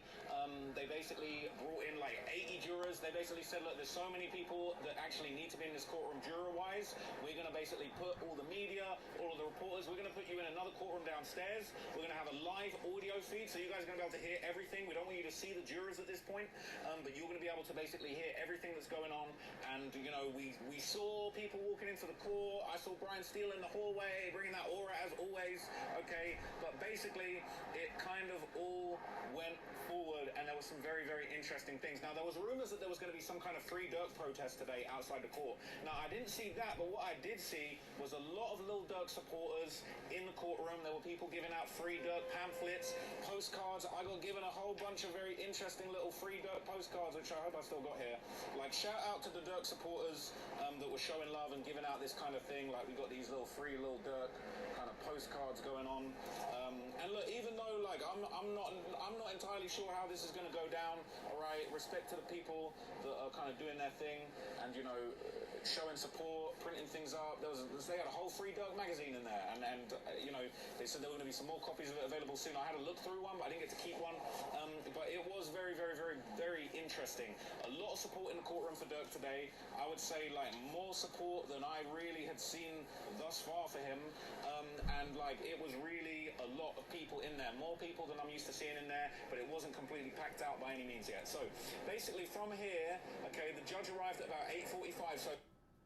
So yeah, like he said, pulling up there, there was a lot of support out there for Durk. They handed out pamphlets and pictures of him. You know, one thing that you have to do on and off the court is keep public reception going. So, you know, even though you're fighting on the inside, you still got to fight a battle on the outside too. And that helps just as much as it does on the inside and the outside. So, you know. They gave the questionnaire out. They explained everything to the jury. They're asking jury the questions. We'll come back tomorrow, and then we're going to work out who's who. Now, what was really interesting is all of the jurors are numbered, and he basically said, it was really interesting. I was thinking, oh, it's going to be random. They're going to pick who they want. No, they number all the jurors from the start. Number 1 to 12 are assumed to be the main jurors, and then from there they go on to eliminate that initial 12, and they bring in people from later. But the judge made it clear, juror 1 is obviously more likely to be on the final jury than juror number 80, but that doesn't mean juror 80's got no shot. They might eliminate juror 1, 4, 5, 10, and then they might grab juror 72, they might grab juror 65, but they said that it's starting sequentially, so in theory, if there's no objections, number 1 to 12 will end up being the actual jury that ends up being used, which I just thought was quite fascinating, to be honest with you guys. So from there... So yeah, they're still choosing the jury at the moment. They're giving out questionnaires like, if you listen to Durk, if you listen to rap music, age, demographics, all that type of stuff. Because, you know, you're getting judged by a jury. So if somebody in your jury listens to Lil Durk music, it's obviously going to be tainted because they're going to have a biased type of opinion, you know? So what an indictment is, what these criminal counts were, how charges start, and he made it very clear to the jury. They said, look, an indictment doesn't prove anything. I'm sure Durk and his lawyers were very pleased to hear that. Facts. You know, the judge is being very fair, he's giving very good instructions, and he said, I'm going to give instructions that the jurors must follow. Doesn't matter if you don't like the law, doesn't matter if you disagree with the law, if you think murder for hire, get back to Von should be allowed, that doesn't give you the right to basically dictate what happens in this case. The judge is going to direct you to follow the law of the land, the case law, the precedents from previous legal cases. Just because you don't like the law doesn't mean that you can rule in contrary to it. Now, what was interesting is the judge says, look, he didn't say that he disagrees with the laws, but he said that goes for me too. I have to follow the laws that were passed and precedented. We're all obliged to follow them. The judge didn't say this, but he was basically saying there's probably laws that judge doesn't agree with. And he says it's your right as an American to disagree with the government. It's your right as an American to lobby. You can protest. You can, petition for the law to be changed. But that doesn't mean that when you're sat in that jury chair, in that jury deliberation room, that you can make personal decisions on what the outcome of a case should be contrary to the law. The judge is going to tell you what the law is, what the precedent is, how the evidence should be interpreted in a proper way that's consistent with the law, and they're going to have to rule on that basis. So the judge was just doing an amazing job, to be honest. My fault. I'm trying to say I'm tired, yo. We had 3 hours. Yo, I really streamed 3 hours breaking down a case, yo. I'm the feds now. I'm lying, yo. But yeah, as y'all can see, they basically started off telling people what an indictment was. And the judge basically said an indictment is not basically saying that the person is guilty. This shows that the judge is actually really fair. Because that's a big thing, You're going to hear a lot of crazy things during the trial. And you can't just jump to a conclusion as soon as you hear, oh, this person is getting charged with this. You have to hear everything that's going on. So, definitely good that the judge is looking out there. You can't just take one look at them and say, I don't believe this guy. That's not proper. That's not allowed. And you can't be doing that. So after that, the judge made all that very clear, and then it was the prosecution's opportunity to summarize the indictment charges. So I'll tell you what was said, and they summarized it based on what was pre-agreed, but I'll give you the pretty much exact wording of what they said because it was interesting. And again, I'd say it does lean a little bit towards the prosecution because they have an opportunity to paint the narrative that they want through the way that they introduce these charges. They're telling it like a story. They're not saying count 1, count 2, count 3 like an indictment. They're basically telling their version of the story of what they think happened. So here's what they said. They said these defendants, I'll use the nicknames, but obviously they said the real names and the nicknames. These defendants, Lil Durk, Dee and Brown Eyes, are charged in this. The allegation is that these defendants co-conspired to kill Quando Rondo. They said Taekwon Bowman, aka Quando Rondo. They said this was as part of a stalking and murder for hire allegation. It's a they prosecution. Tracked the car all through Los Angeles. They tried to kill Quando Rondo as part of their stalking and murder for hire. They ended up killing the wrong person. They killed Savia Robinson, Lil Pab. The co-conspirators tried to kill Quando Rondo as revenge for the killing of King Von, and there were 5 counts that basically summarized the whole situation, which was like this overall stalking in relation to the murder, stalking Quando, stalking Savia Robinson, the murder for hire, and stalking that resulted in murder. So this part was crazy, and look, this is no disrespect, no shade to the judge, we're all human, we all make mistakes, but after that was read, the judge accidentally had a little slip of the tongue and said, okay, so these defendants have all pled guilty to these charges, and it was like audible gasps in the courtroom. Everyone was like, wait, what? Huh? Like, huh? It was like, wait, what? And then the judge was like, oh, my bad, I said they meant not guilty. Now, look, I'll be honest with you, I think it was just like a little slip of the tongue. Everything was moving fast. This was a big moment. I don't know, that could be something that Brian Steele and Drew Findling would be like, if they were being hysterical, they could have said, oh, you've tainted the whole jury, like you've said to the jury that they pled guilty when they didn't. But realistically, he corrected himself straight away. It was a slip of the tongue. This judge has been absolutely brilliant on all bases, been very, very fair. But that was a... Yeah, so, the prosecution gave their opening statement. Like I said, it will be a lot of prejudice in this case because you're going to hear a lot of crazy things. And from what you heard just in there, a not knowing person would be like, no, he's guilty. He definitely did that, because, like, why would he do something like that? But at the same time, it's your job to be open-minded and hear everything going on before you make a decision. Another thing also, so the judge messed up and said that everybody pled guilty. I know it was a mess up, but yo, if I was Brian Steele, I would have been on his ass, yo. I would have been like, it seems like you're out to get my client. I ain't gonna lie, bro. That's how I would have took it for real. That's just me. he said one of the defendants is a very well-known musician. He said rap culture is a big part of what ties these defendants together. He said you might know rap music, or you might know the defendant specifically. Obviously, they said Lil Durk and his nickname when they introduced charges. They said Lil Durk, DD, or D-Ski, which obviously is his rap name. As far as I'm aware, I never heard no music from Brown Eyes. But anyway, yeah, I never heard of Brown Eyes. Said, look, I could have got this wrong because this part just flew by, but I feel like he said that he's hoping that this whole thing will be done by the 14th of September. And then he kind of was like, I could change. Maybe the second trial. Done by the 14th, which would kind of add up. But anyway, he said that he's going to ask them in the questionnaire about their personal hardships, if they've got any prepaid vacations that are conflict with the estimated timing of this date, these court dates, 20%. Do they have childcare obligations that they can't get out of? Are any of them sole business owners that are responsible for their own financial income that will be harmed if they're forced to come to the courthouse every single day? He said he's going to be tough but fair on this. He said jury service, I thought this was really poetic. He said jury service is a duty and a privilege. He said jury service predates the United States of America as it exists. He said they had juries in relation to crimes in colonial times. Before the US was even a thing, we were sitting together as juries. I was getting a history lesson. I thought I was... Yep. I'm trying to go through this because the phone on 20%. So, day one, Thursday, August 20th, the trial officially began, but the jury didn't hear the actual case yet. The entire day was focused on jury selection. Around 80 potential jurors were brought in and given questionnaires to determine whether they could remain fair and impartial. Durk's defense also pushed for background checks on potential jurors because of concerns about biasness. Nothing wrong with that. So this is day two, right? Day two, a racist juror said Durk looks guilty and people like them kill people. Screams of racism in court. All to like, yo, you cannot tell me that's not racist. Alright, so I'm outside the courthouse. We just heard a very, very crazy update in the courtroom. Crazy. In the Lil Durk trial. It's currently day two. And we're basically hearing about what's going on with the jury selection now. There's a whole bunch of different jurors that have been questioned for different reasons, but one of them was absolutely insane. There were gasps in the courtroom. There was claims that racism was already running rampant amongst the jury. Now, look, I'll tell you what they said, and you can tell me what you think, okay?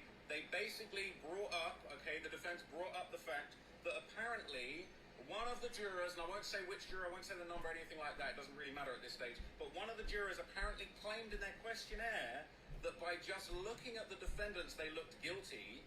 And then they apparently went on to say, I saw a lot of people die because of people that look like them.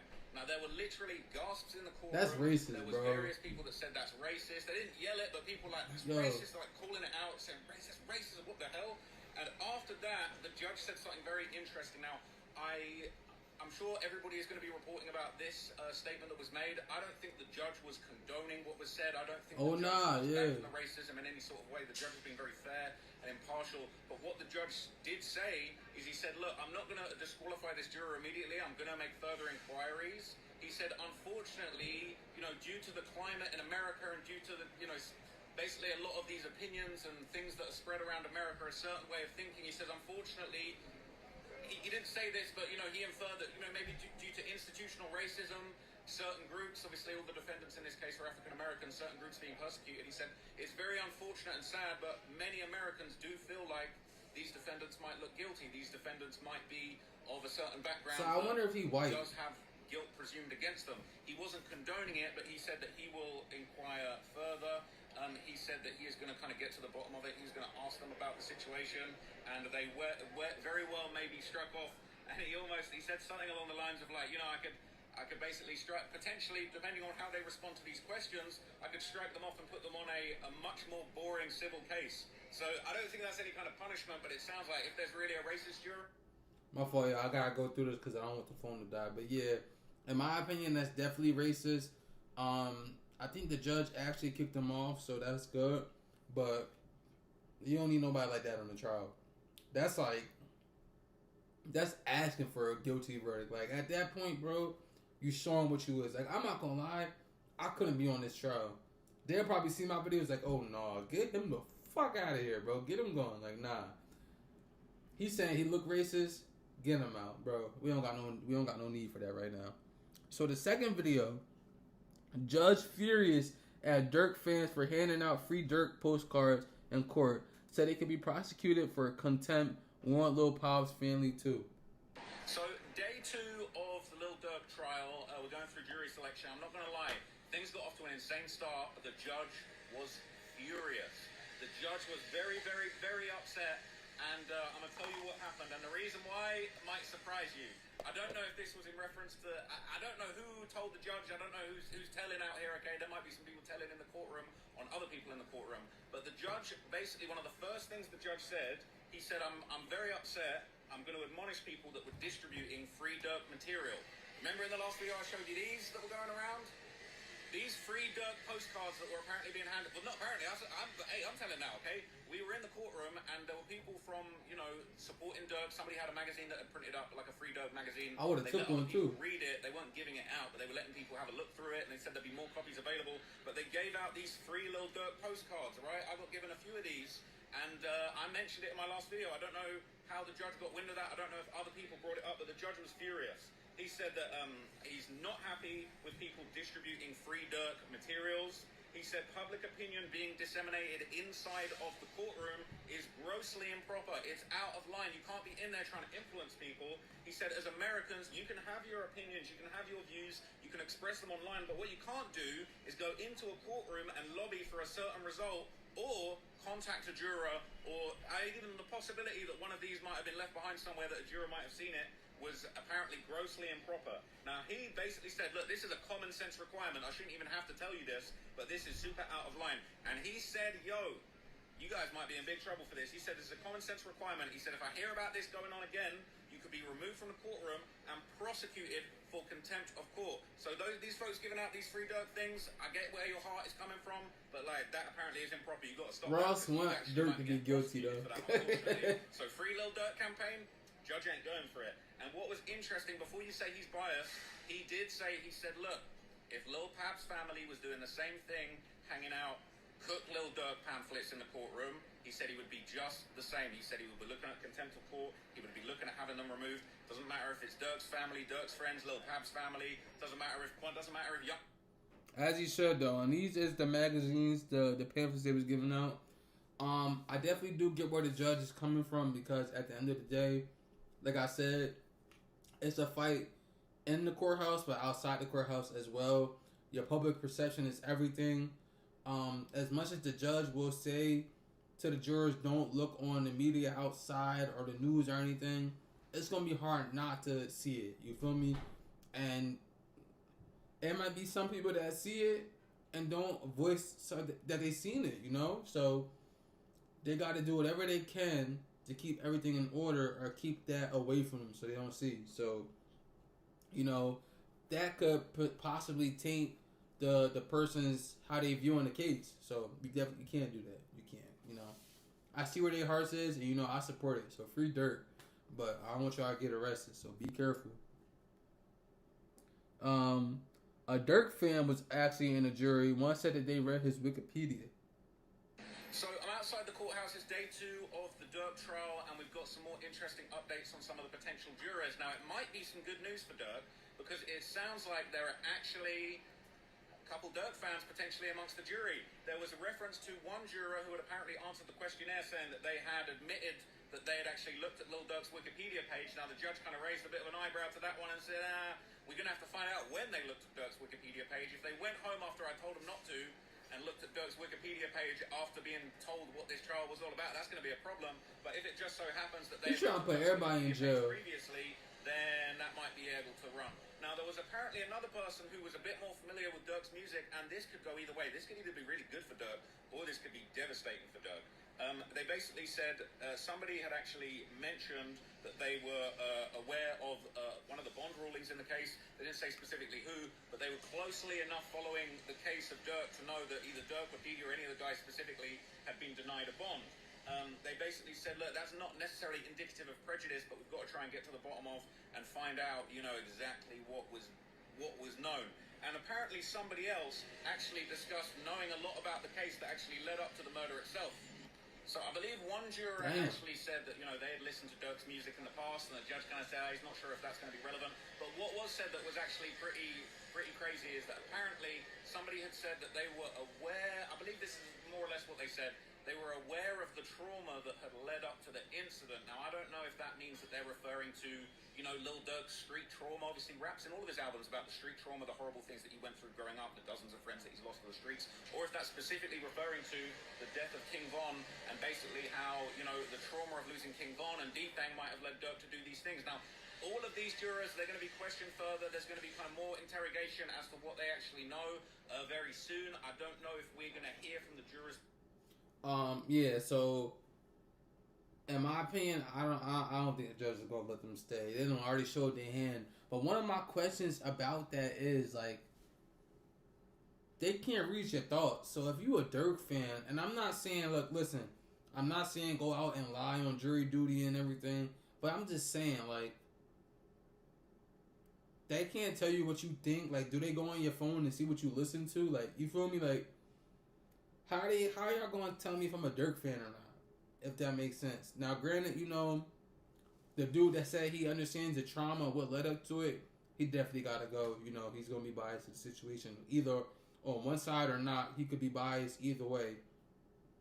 The Wikipedia one, I'm not too sure. And the person that said he heard about the bond getting denied, I'm not too sure about that. But definitely the person that said he understands the trauma, he got to go. He got to. The racist juror was officially removed from the Lil Durk trial. I'm not gonna play that one. I'm just gonna skip ahead, but it's self-explanatory. The guy that said he looks like he would do something like that, he's removed. He's out of here. That's a win for Durk right there. You know, that guy would have probably cooked him. I ain't gonna lie. He would have probably said guilty on everything. Guilty, guilty, guilty, guilty, guilty. Get him out. We don't need him in this trial. So this is an actual lawyer. I forget his name, but he comes through for a lot of hip hop cases. So this is an actual lawyer that's at the trial. So this is some perspective from him. Just got out of the Durk trial. Opening statements will not be happening today. They were planned to have opening statements go on today. Instead, opening statements will be Monday. Today, what we did have was a jury was seated, the voir dire process, defense attorneys, the government asking the jurors questions. There was, you probably saw the report, the one juror who said, oh, just by looking at them, I can tell that they would be guilty. What was really unfortunate is when the juror said that, the judge was like, yes, a lot of Americans feel that way. I was like, wait, judge. Not a judge showing weird shit. Further to the whole issue of young people on juries, there was a college student. He's like, yo, my classes are starting. That's going to be a reason not to be somebody put on a jury. You're going to never have young people on jury. Finling, who, you know, he does a great job. I mean, I learned something as a lawyer from watching him today. What he does when he's questioning the jurors is he uses an opportunity to kind of set up his whole case. And it's ABC, always be closing. So Drew's not really just asking questions to expose your bias, but he's also asking questions to set you up for the way he wants you to see this case. He's going to have a couple themes in this case. Look, Lil Durk is a world-renowned artist with all these fancy cars and nice houses, and the whole world knows him as the voice. And I think where Drew is going with that is he's so wildly successful, he wouldn't be involved in any of this stuff. And through, Drew's going to weave those themes into his jury questioning. Part of that theme will be showing Durk to be separate and in his own little world.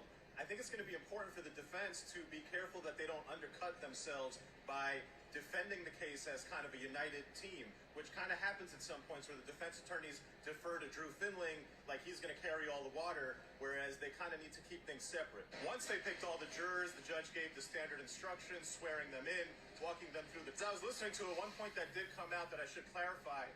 There's two different conspiracy to commit stalking charges. There's one to stalk Quando Rondo. There's another to stalk the person who actually got killed. And that's very important because the stalking charge of the person who actually got killed carries a way higher penalty than the stalking charge against Quando Rondo. So you could have a situation where there's one charge that Durk gets, stalking Quando or conspiracy to stalk Quando. They're just trying to give him something either way. The world in terms of an absolutely crushing criminal sentence. It ended with the judge giving the jurors their standard instruction about, you know, looking only at the evidence. I love when I hear the judges say this because he's like, I need you to disregard your beliefs, what you like, what you don't like, somebody's age, somebody's race, somebody's religion, your prior experiences. Essentially, everything that people look at the lens of the world through. He's like, forget all of that and be an impartial juror. That's what I'm saying. You gotta look at it from Monday morning, the evidence itself. Stay tuned. Last point, if you want all the good facts about how the jurors sounded and what what they were saying, go to the link.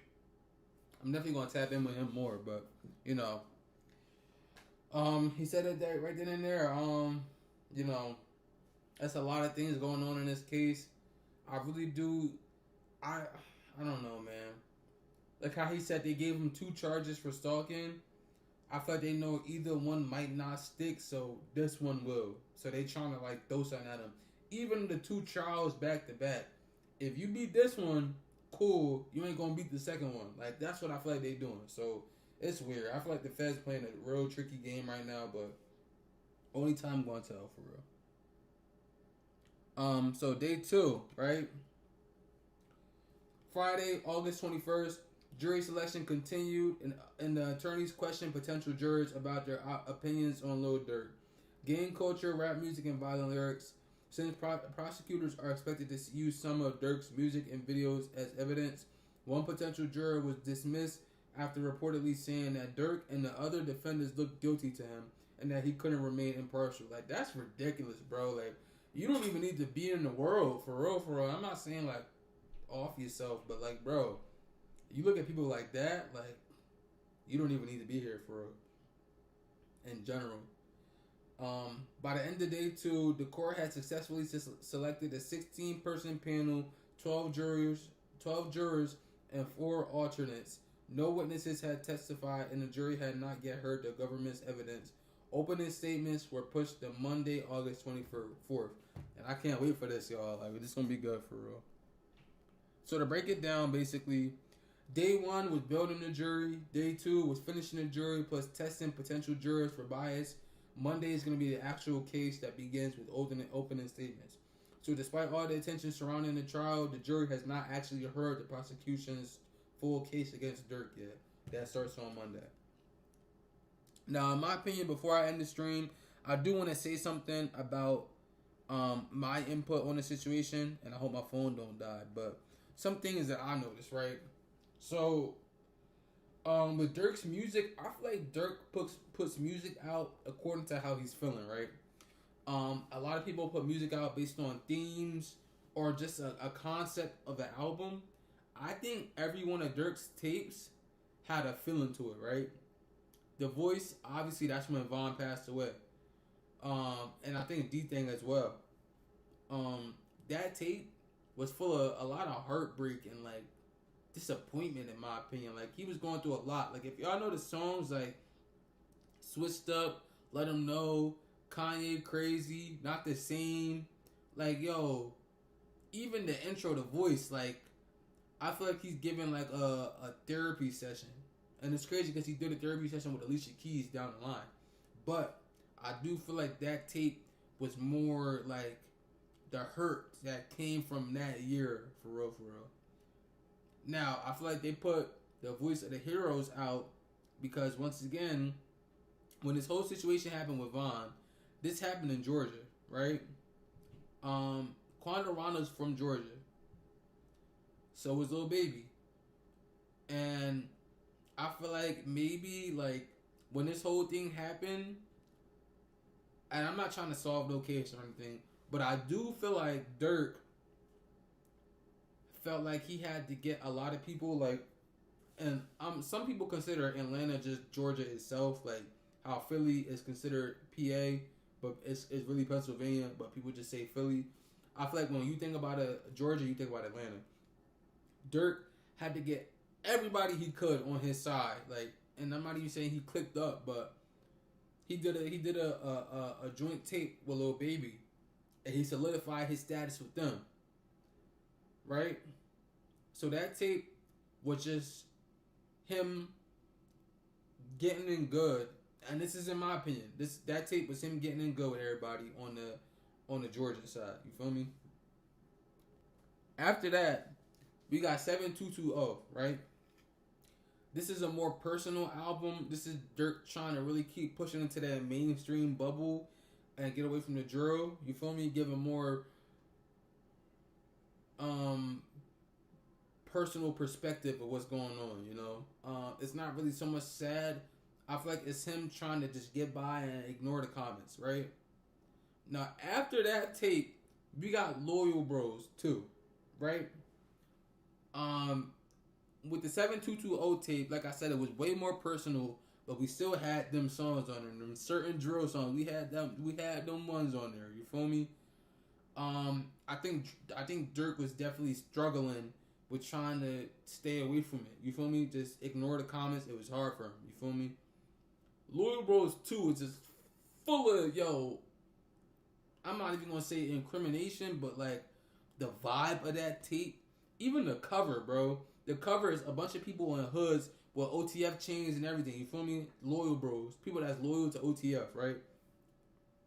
The vibe the tape gives to me is so many people around. Like on Durk's side, I feel like it's saying like, yo, we got so many people over here. Like these is all the people. You don't even know who they is. On the opposition side, it's like, yo, I gotta watch my back because it's so many of these people that's cool with OTF. Like you don't know who you dealing with. Like really, like look at the tape. You can't see nobody's face, but they all behind Durk. Like all these people are behind Durk. That's the vibe I get from this. You feel me? I feel like if I was an op seeing this, I'd be like, yo, like I gotta watch my back. I don't know who cool with him. That's just what I feel. You feel me? So after the personal album, I feel like he just couldn't hold it in no more. Like he needed to get his revenge. I think this is the same time when a lot of stuff started going on at the same time. You feel me? Just keep up. After Loyal Bros 2, we get Almost Healed. Now, Almost Healed, you got the blood on the bandages and everything. The bloody eyes and everything. I think this is when, after Lil Pab got, smoked, and, he was getting back. You feel me? It was the year of sliding, as academics said. It was sliding back to back. This is why he's not all the way healed. He's almost healed. He's not there yet. And that's why I said I feel like Durk really put tapes out according to how he's feeling at that time. He was almost healed. He didn't all the way get there yet. He's still working on getting himself healed. Then you got Nightmare in the Trenches. Now, I'm not gonna lie, I wasn't really a fan of this album.